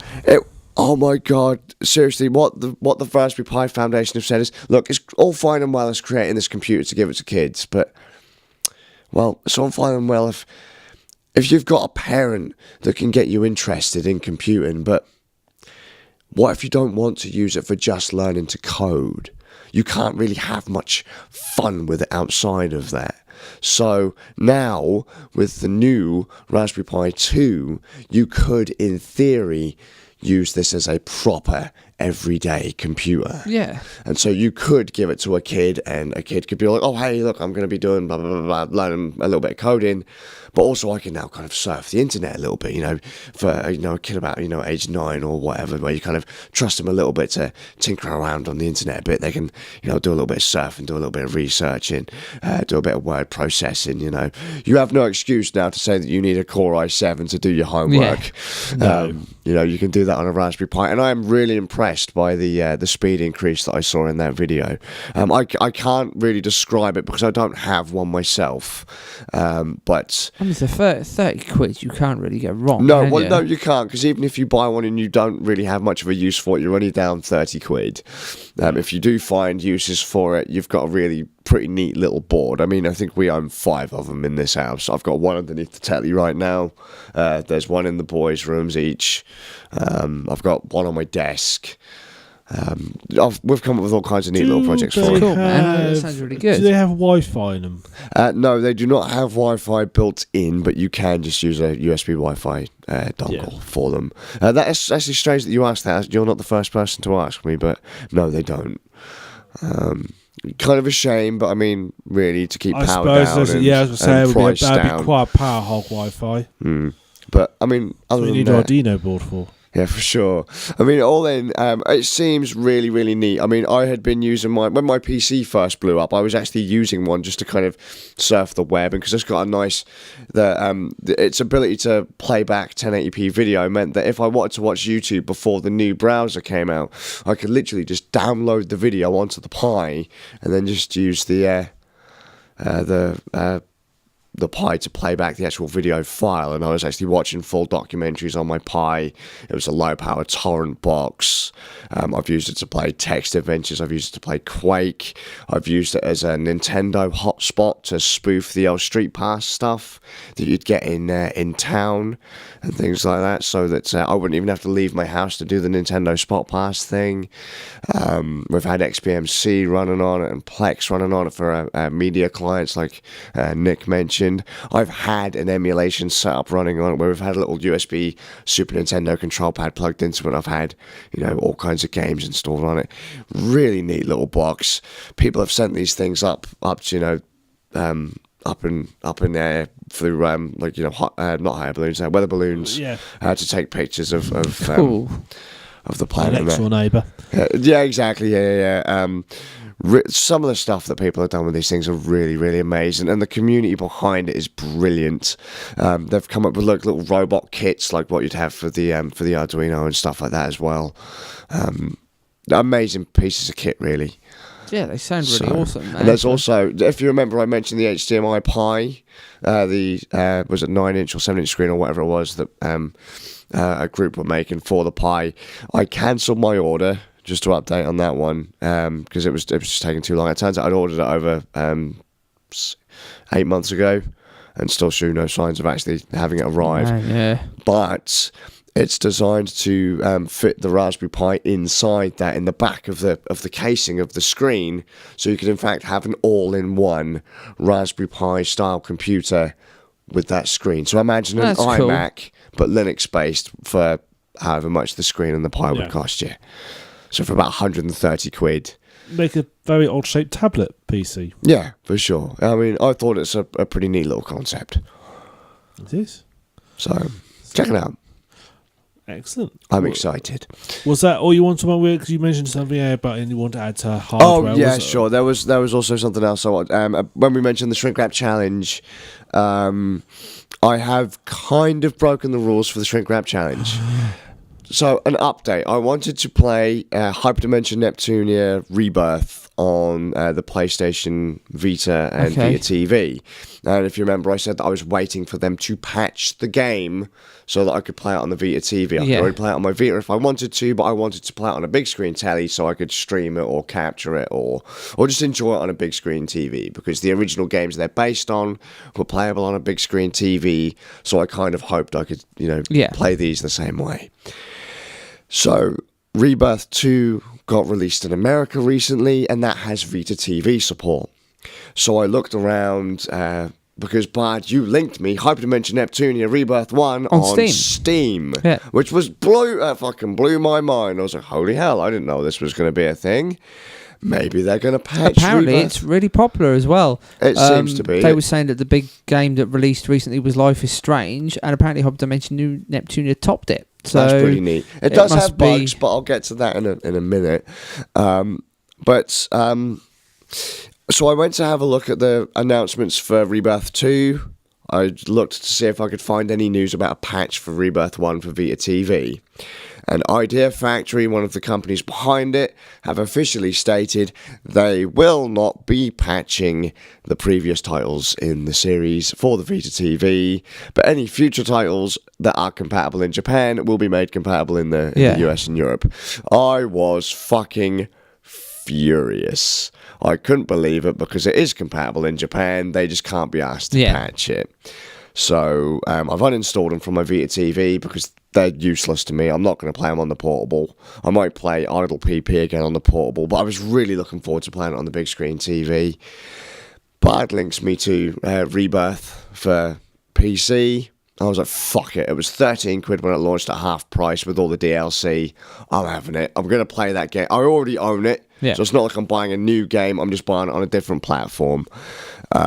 So I picked it up, and guess fucking what? What? It's buggy as fuck. So needs a patch. Yes. Well, so are they going to do it? This is Idea Factory's first PC game. They've never done one before, so they're a bit kind of sketchy. Yeah. I mean, it's not a bad port. It works.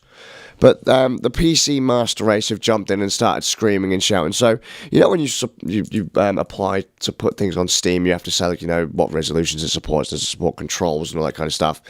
Well, first off, apparently someone at Idea Factory accidentally stated that it would support 1080p. It doesn't. It does 900, I believe, 720 otherwise. And the Elite PC Gaming Master Race went fucking mental over it. You lied to us. You're trying to con us out of our money. You know what? If the game's playable, I usually don't friggin' care. Well, that's what I thought. But they're like, the game 720p or 900p looks shit on my 4K monitor. I was like, let's be fair. 1080p stretched to a 4K monitor is going to look pretty shite I emulate anyway. old school stuff on my PC. It doesn't bother me at all. You're more accepting. Like, Nick will happily play an old school PC game and play it on his PC. If it works, he's happy with it, right? Yeah. You know, Yes. a lot of the Master Race, they want it to be amazing. Again, I think it's I that will vocal say, though, minority, isn't yeah. it? I do tend to try and, if I can, hack a game to make it run at high resolution. Oh yeah, for sure. Like if you can get it to fit on the screen. So and stuff like Deus that, Ex, I fine. hacked it and run at 1080p. Yeah, for sure. But in this case, they were going. I mean, they were complaining that it wouldn't play well on a 4K monitor, and I'm thinking to myself, but you guys know that this is a port of a game for a Vita, a handheld. Yeah. So you've got a bit of a problem here.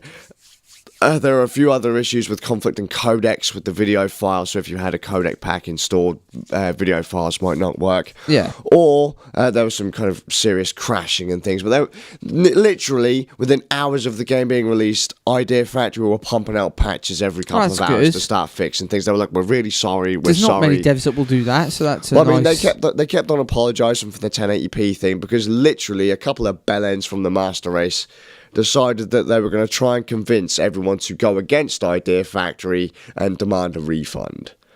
Not going to fucking happen. You know what, I wanted to back bet there down was on some this. other agendas in play there, because I know there's quite a number of people that don't like the game based on the most ridiculous Oh, things. yeah, it was all in the forums, and we all said it was fucking stupid, but fuck you, Master Race, and your stupid ass shit. But anyways, the biggest problem By how well I it's done have- on Steam, though, I must say that clearly a lot of PC gamers must be quite liking it, because quite a number of people have picked it up, so yeah, it must be... Again, these people piss me off because I really like the fact that recently, especially Steam, we've been getting lots of Japanese games. I mean, we got East. There's a fucking East game on Steam that is exclusive to Steam, which is East Origin, and that just blew my mind. How the hell is an East game? which is basically a port of... it's one of the later East games, isn't it? No, East Origin was made later. It's not one of the other games. It was made... It's not got, like, Adol in it. You play as two different characters. I'm sure it was one of the later East games. No, it was made completely as an origin to the story behind East, and wasn't one of the earlier games. Well, from what I have read, anyway. So Fair enough. that sounds. I I thought actually that. have that on Steam. Yeah, I haven't thought had that a was chance to really play cool it. that had been made specifically for Steam. That's pretty cool. Because Oath Felgana did so well. Yeah, and I mean, we've got East on there. We now have like Street Fighter, King of Fighters, Metal Slug. I'm trying to think what else I've picked up off there. There are quite a number of fairly decent Japanese games now showing up. But I mean, Valkyria Chronicles. Yeah, No for sure. one expected that to come out on Steam. Nope. But it happened. I think people at the moment are wanting Yakuza, and if that happens, I will be extremely chuffed, because that is a wicked series, and if that came out on Steam, I'd buy it day one. And for I sure. tend to with these games. I picked up most of them on day one just because I want to support Japanese games coming over to the PC over here, because I think it's good that Japanese developers are actually starting to like show Up an interest until- in the PC as well as the console. Up until the Master Race get up the arse about it and scare them off. Again, I think that the sales figures will combat that. You've got enough people I hope buying so, the game. but you've got... I mean, there were literally over 300 people in this thread screaming But about again, the fact it wasn't 300 1080p. is really a tiny amount when you compare that It was to the 300 sales. by the end of the first 6 hours. 300 dumbasses in contrast to these people that will be buying the game is not so... Well, again, I think it goes in hand with this thing with Armello, which is people are threatening to boycott it, and there were loads of people in there saying, I'm not going to buy it, yet it's doing really well. So Well, let's put it this way. There's one more game-breaking bug, which a few other games have, or other programs have. But let me just make it clear. I think the game is going to be brilliant, even though I can't play it yet. yeah. Because of this I problem. was going to say Dark Souls came under the same fire, actually, because 30 FPS, they were expecting it to be in 60 on PC. Yeah, and it wasn't even in and HD, a lot of people was it? bitched and cried about it, but it did do really well on Steam, and lots of people bought well, it. actually, and the same guy that patched Dark Souls to run at 1080p native, apparently, I can't remember if it was 1080p native or whatever, but it wasn't even running at 1080p, was it? It was an Xbox port, so it was like 5 something, I can't remember. The same guy that released the fixes for that released some fixes for Hyperdimension Neptunia. Oh, that's cool. Basically told everyone, look, hey, yeah, sure, they should have put 1080p in there, but I'm going to fix it for me. I fixed it, so stop your crying now. Okay, here's the files. Go away now. My problem with it is a problem with my laptop. Okay. So I have a dual GPU set up in my laptop. I have the Intel on board, HD 4600. I also have an NVIDIA GTX 850M, which isn't a particularly powerful card, to be honest. But my laptop has this fucking annoying thing going on where it's to optimize battery life, and you can't turn this off from what I found. It will push... certain things will be decoded by the Intel chip. Other things will be done by the NVIDIA. Now, I thought it was going to be either or. So you say, like, I want you to go on the NVIDIA, I want you to go on the Intel. Apparently, in the case of Hyperdimension Neptunia, it's using both. And by using both, I can't see the videos when the game is playing if I tell the game to start up using my NVIDIA. Right. If I tell it to run on my Intel, because it's decoding all the videos on my Intel, I can see everything, but the game runs at like 2 FPS. Not literally that bad, but I've heard there's some pretty serious frame drops, which I'm just like, no, I'll wait for you guys to fix it. I have this same issue with stuff like OBS, Open Broadcast Software, and XSplit, where if I try and stream, I have to tell the software to open up on the same graphics card, or run using the same graphics card as the games that I'm going to be trying to streaming, of the games I'm trying to stream. Otherwise, it will just try and stream a black screen because it's trying to stream a game that isn't running on the same instance as it. Same issue with Hyperdimension Neptunia. I'm hoping they fix it. They haven't yet. I think this is going to be a really rad title when they get it out there. Yeah. Rebirth 2 is slated to be coming out soon I'll as well. pick it up once I know it's fully patched. I'll grab a copy. Well, it'll of it. work fine on your rig because you've only got the one. I've got it on my one wish list. graphics It's there to pick up at some point. It will be done. Yeah. Once again, like your shrink wrap challenge, I have a few games that I need to go through really before I buy any more. But Yeah, I'm for sure I sure. still will buy some. It's just how it goes. I know there's a few on my hit list that as soon as they come out, I'm going to be like, yeah, buy. Yeah, for sure. Hotline Miami 2, a couple more. Yes, will have to be done. I'm looking forward to playing the game when they patch it. I am not going to jump down Idea Factory's throat for their attempt at a PC At least they tried, man. Yep. You know, like props to them for doing it. They didn't have to. They didn't have to apologise to to people who bought the game for a stupid mistake on Steam. You know, They fixed it. There's a lot of devs that will release a game and not fucking fix it for ages. Yeah, you know, they did. or They've even done not more than, say, bother. Ubisoft have ever done. Yeah. They haven't stonewalled anyone for complaining about it yet. So, you know. We know that there's a few devs that will do that. Gearbox, come to mind. But yeah. For sure. So I kind of broke Shrink Wrap Challenge, but I still haven't played the game yet. But I'm really looking forward to doing it. I just wish they'd patched the PlayStation Vita TV games as well. Bastards. I can hate them for that, but I can't hate them for trying to release it on the PC. Yeah. So, you know, good job for trying. Don't let the Master Race scare you off. Excellent. Cool. All hail the Master Race. Don't take that out of context, whatever you do. Yeah, just imagine, like, you're going to do the salute. No. Not that anyone can see it, but... No. Weird. Next saluting. No. You fucking... Both arms. Isn't that like a Power Ranger stance? Oh! Next time to do a little dance. Go start doing the YMCA in a minute. Do a dance. Make a little love. Oh, God, here we Get down go. tonight. Mute him. Get down tonight. Anyway, weird news. Oh, I. Tax bills. Oh, don't go there with tax. Well, we're going to. Oh, you bastard. So, I mean, I'm sure at some point you've had a tax bill. You've Yeah, self-employed. I've not long filed mine and then got a letter through today saying, excuse me, could you send us some more information? Yeah. Well, you'll know this man's pain. A 78-year-old pensioner has been sent a tax bill for £4.7 billion. What? Yep. His name is Doug Yeomans from Charlow in Derbyshire. He got left by HM Revenue and Customs. They have given him the option of paying it back monthly over 5 years and £950 million a month. Bloody hell. Okay. He's a bit shocked. He says he's going to have to cut back on his food bill. Well, fucking what's he eating? Gold bars? Yeah. He's going to sell his Peugeot as well. He said, I could raise it that way. So he's a bit surprised. He's quite surprised. You'll be pleased that HM Revenue and Customs have said it's and I'm quoting here, it's probably a mistake. Are you sure?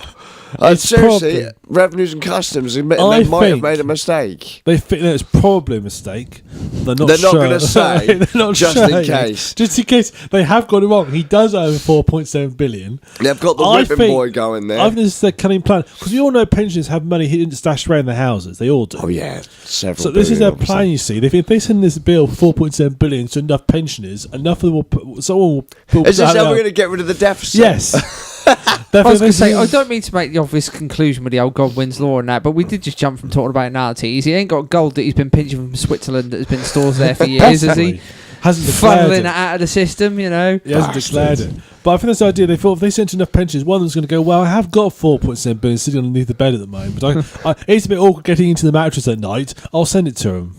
Lizzie, did Revenues and Customs send a letter to you?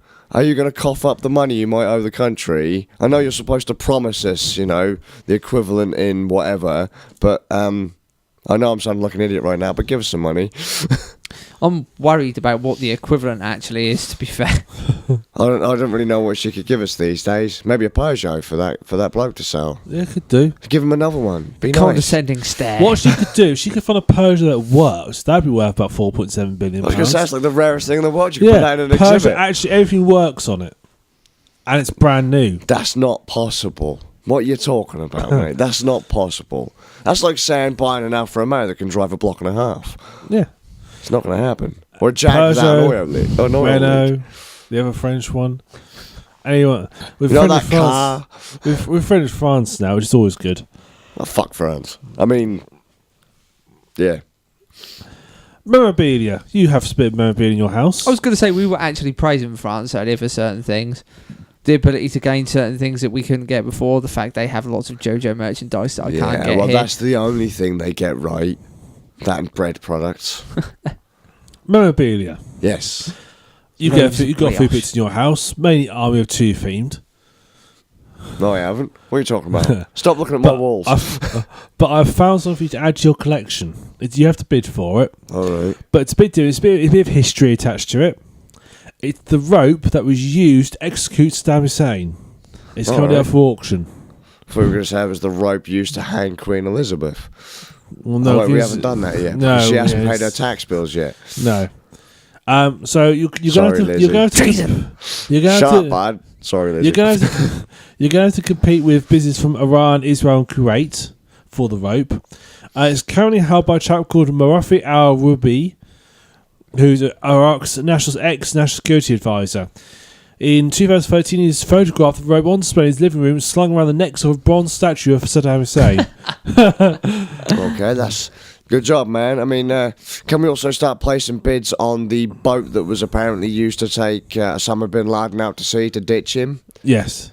Yeah, because that thing doesn't exist. But, you know, as much as I love her, you know, a good bit of fiction. Good. Current offer is 7 million. 7 million for a bit of rope. Yeah. Well, with that pension of murder, should be able to afford if he'd have signed it, yeah, if that pensioner can afford it, I have to pay him. Well, he can have it signed. Before you hang yourself, would you mind just sign the rope? It just increase the value for the collectors. That's a Discworld there.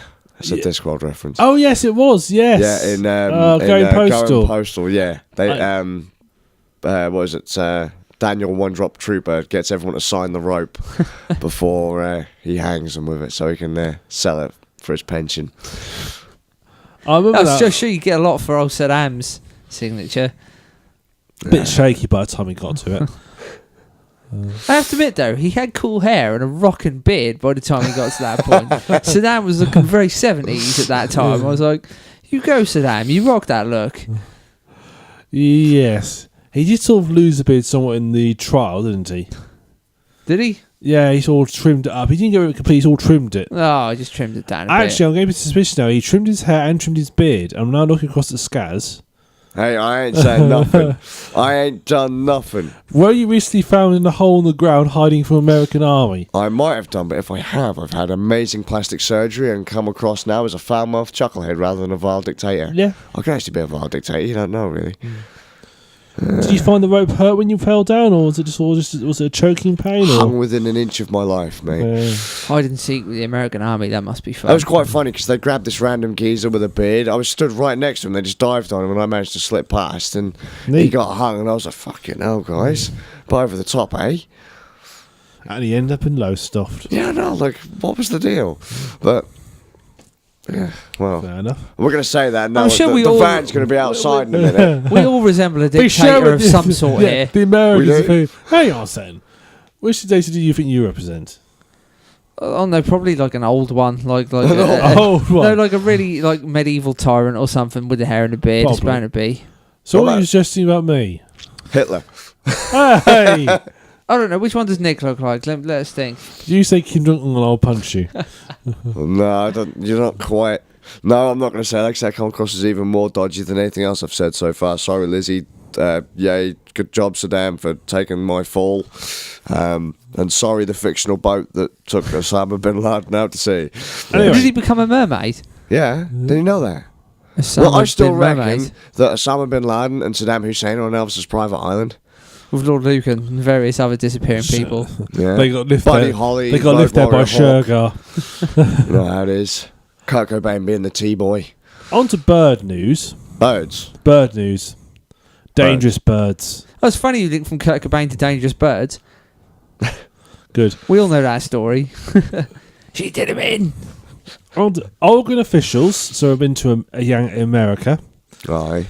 are warning joggers to look out for an owl that's been attacking them.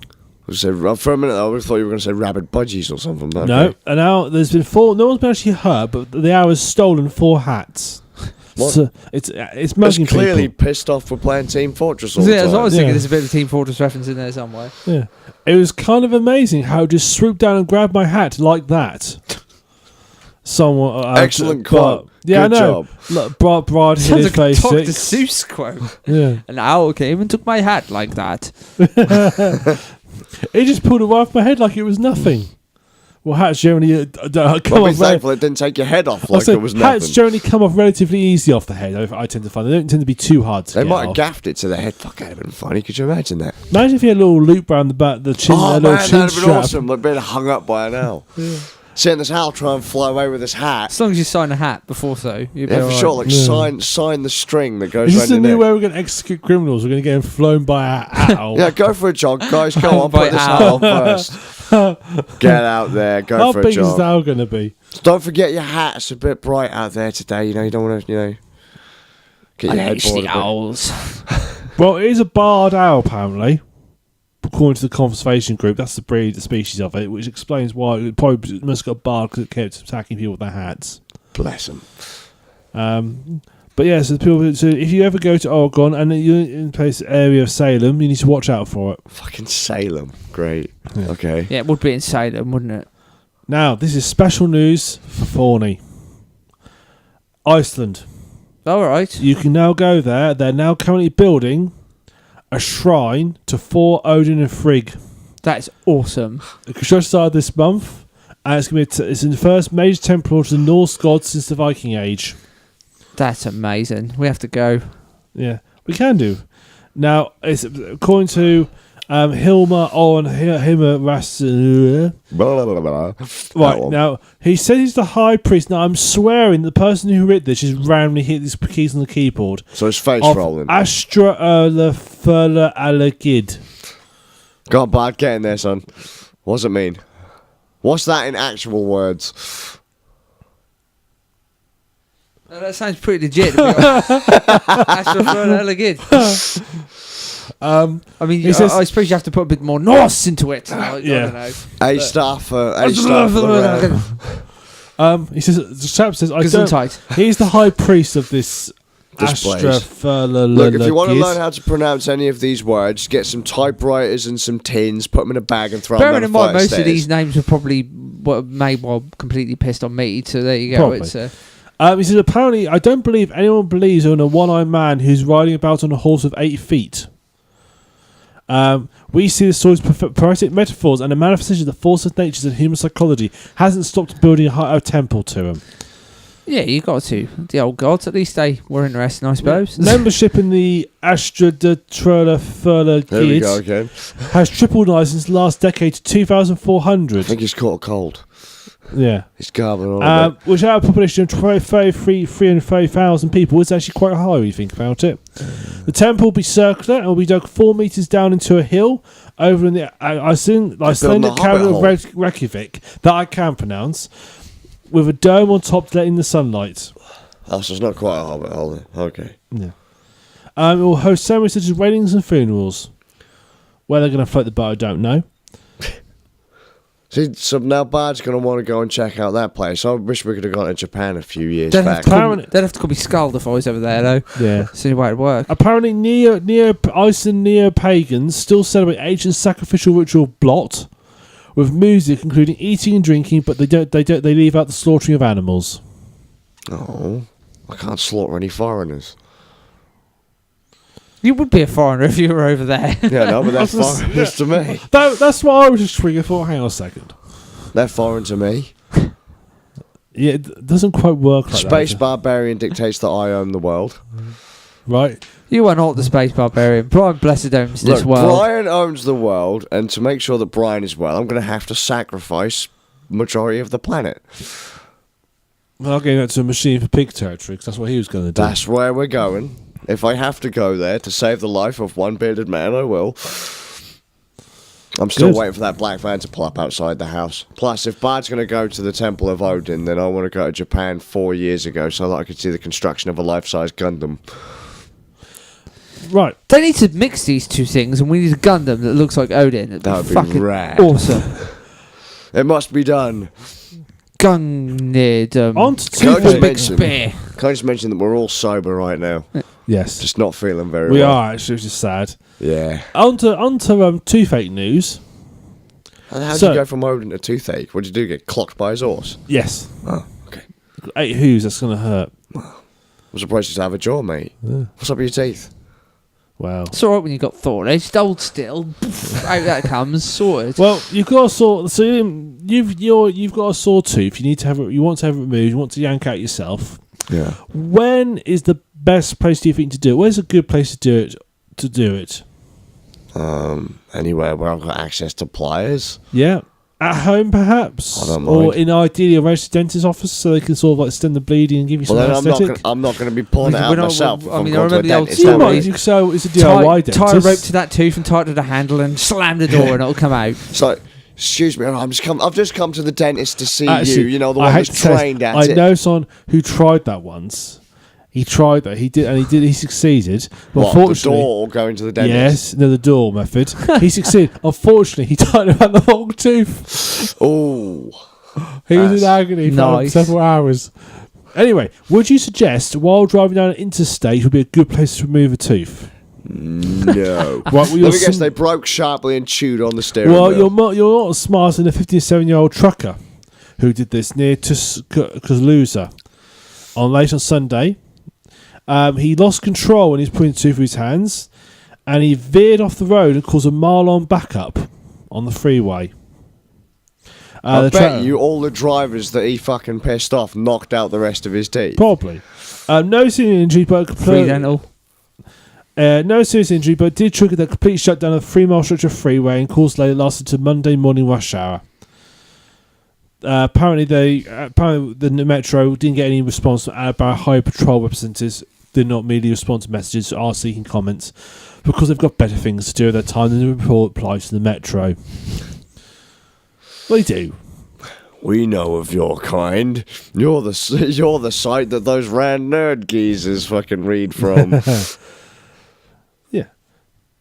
Children news. Yeah, they exist. Yes, they do. Do they? Yes, I have some. They popped into existence one day. They spawned. No one has quite explained to me how this worked, but somehow I You have play children. computer games, they just spawn. Well, yeah, They're apparently lines so. of codes. Yeah, well, yeah, that makes sense. That They're makes sense. controlled by a Raspberry Pi. That would be really fucking creepy, but would probably make sense. Yeah. Spring up out of the ground. Well, you kids go to school. Yeah, they You probably drop wish off they to didn't. school. Yep. And would you get a bit worried if you got a message informing you that your children hadn't turned up for class and wanted to know where they were? Asking to school. Well, so hundreds of mothers and fathers, when they accidentally got sent a text telling their children weren't at school. Wow. Yep. There is apparently a failure with an administrative workflow issue. Whatever that means. Just a slight problem. So basically, this computer system automatically texts all these parents telling their children were truant from school. So say our parents tried to read the switchboard, of course it got jammed up, couldn't get through.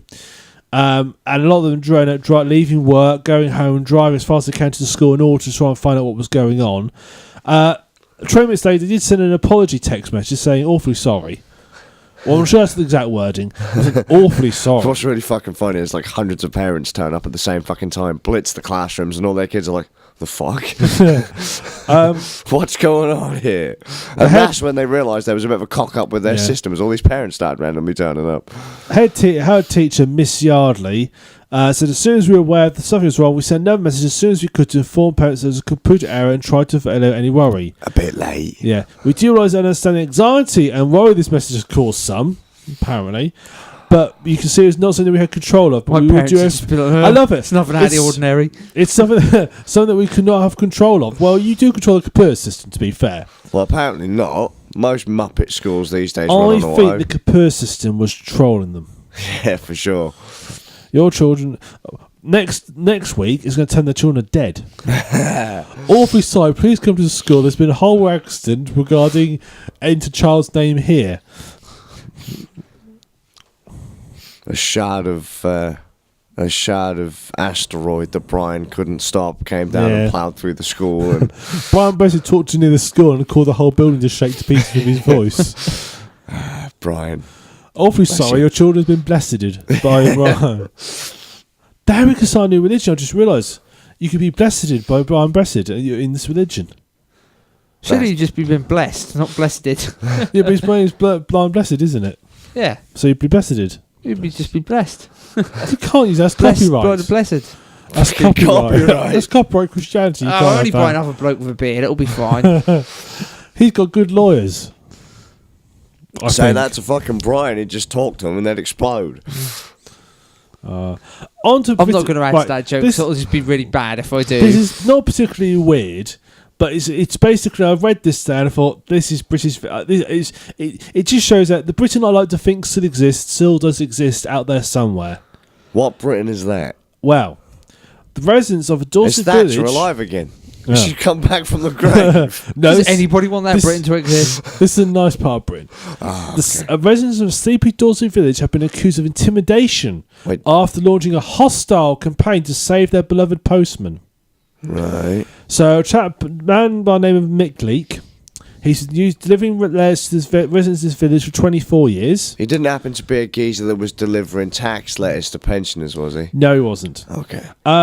He's doing it for 24 years, and then basically Royal Mail had a bit of a reshuffle, and they rejigged some of their routes.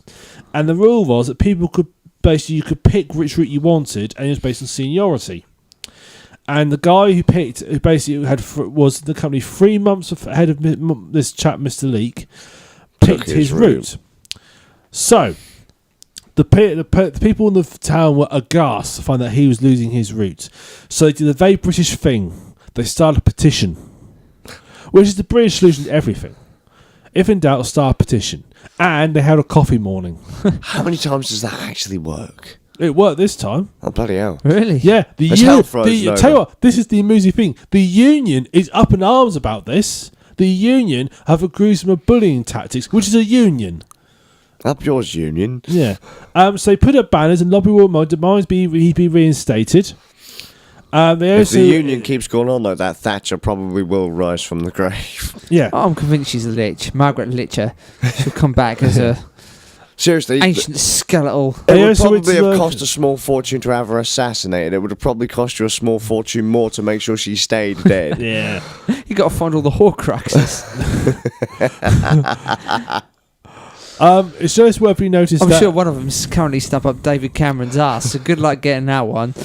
Is that why he was so constipated? That's like the entire. That's like him. The being of David Cameron is just an ass.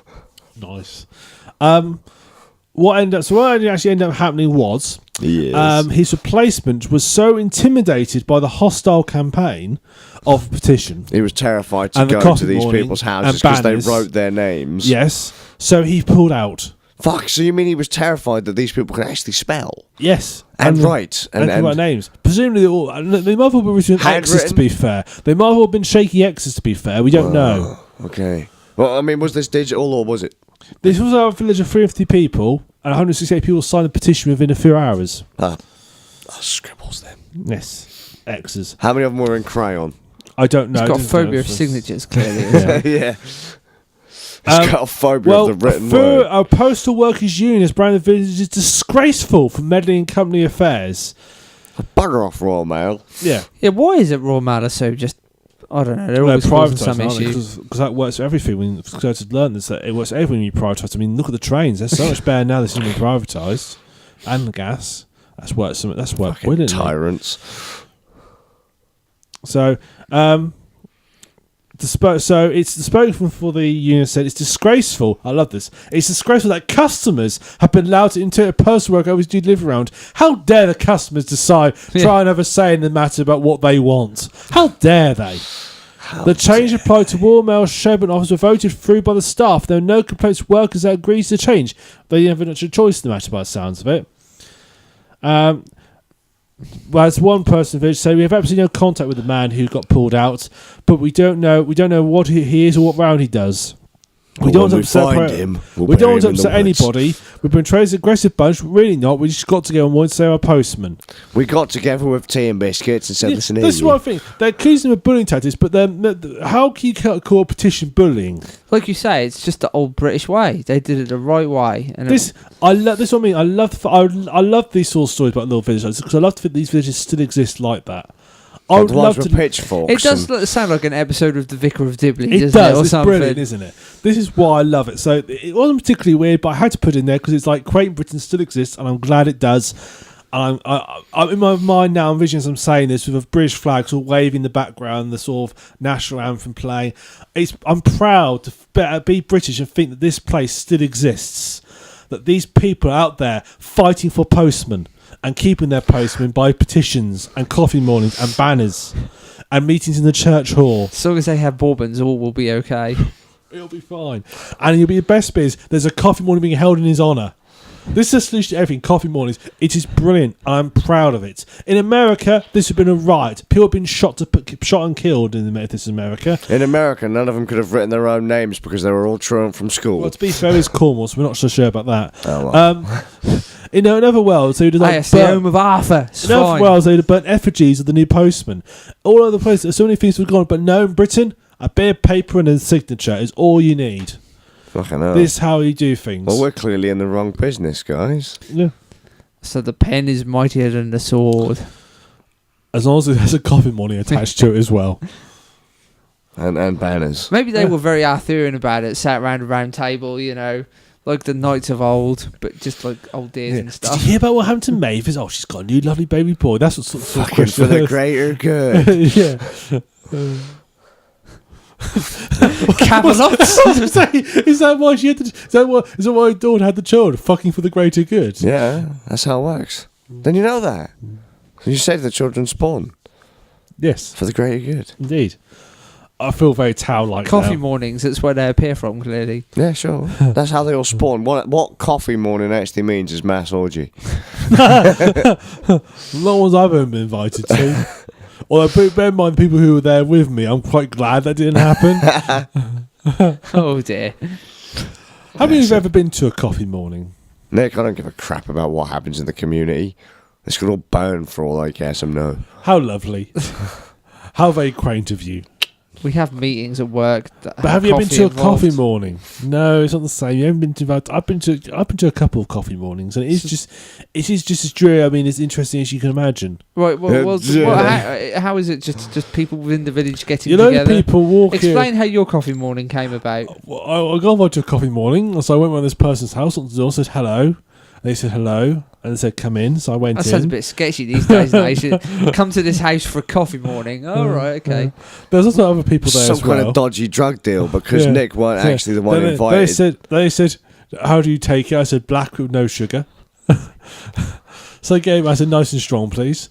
So I get a black and no sugar, nice and strong, and I had that, and then I enjoyed it, and we chatted a little bit, and then I went home. I bet you did.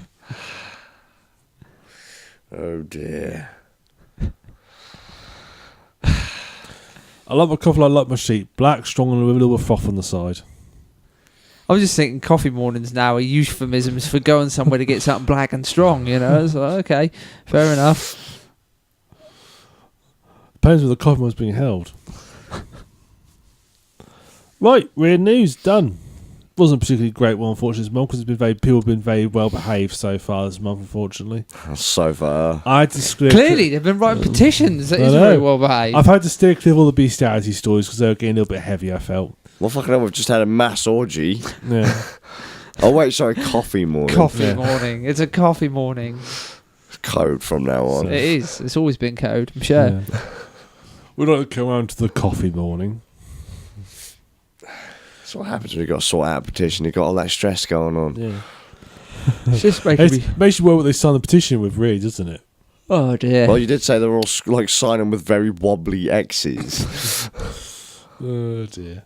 After taking a few E's and a few I bet you would have a wobbly X if you'd been giving them coffee mornings before they broke up with you. Well then, that's the end of the podcast. Marvellous. Unfortunately not. It is actually proper politics back to the old days because we have no live stream. Yeah. Oh. Our viewers are very, very disappointed. The internet has not come back. No, it hasn't. I've noticed that as well. We've completely lost it. I've had a little message on my screen saying trying to connect for like the last hour and a half. So I think my router might have just completely bit it. Hey. Good job. Good. Oh well. Oh well. So, I've been the Suffolk Ram. I've been a bard. And Skazz. And join us again on our next episode of Rand Nerds. In the meantime, you can find us on youtube.com/randnerds when the internet works. You can find us on at randnerds.com. When the internet works, it's damn worldwide. When the internet come back up, you'll be able to find us here. But right now, none of you fuckers can get online. Right now we're being dragged. We need to call a coffee morning. And sign a petition. Right, you can visit Get our back website. our interwebs. Visit our website, randnerds.com. Follow us on Twitter, twitter.com/randnerds. You can email us, comments@randnerds.com. When the internet works. Follow us on Google Plus at Google Plus/+randnerds.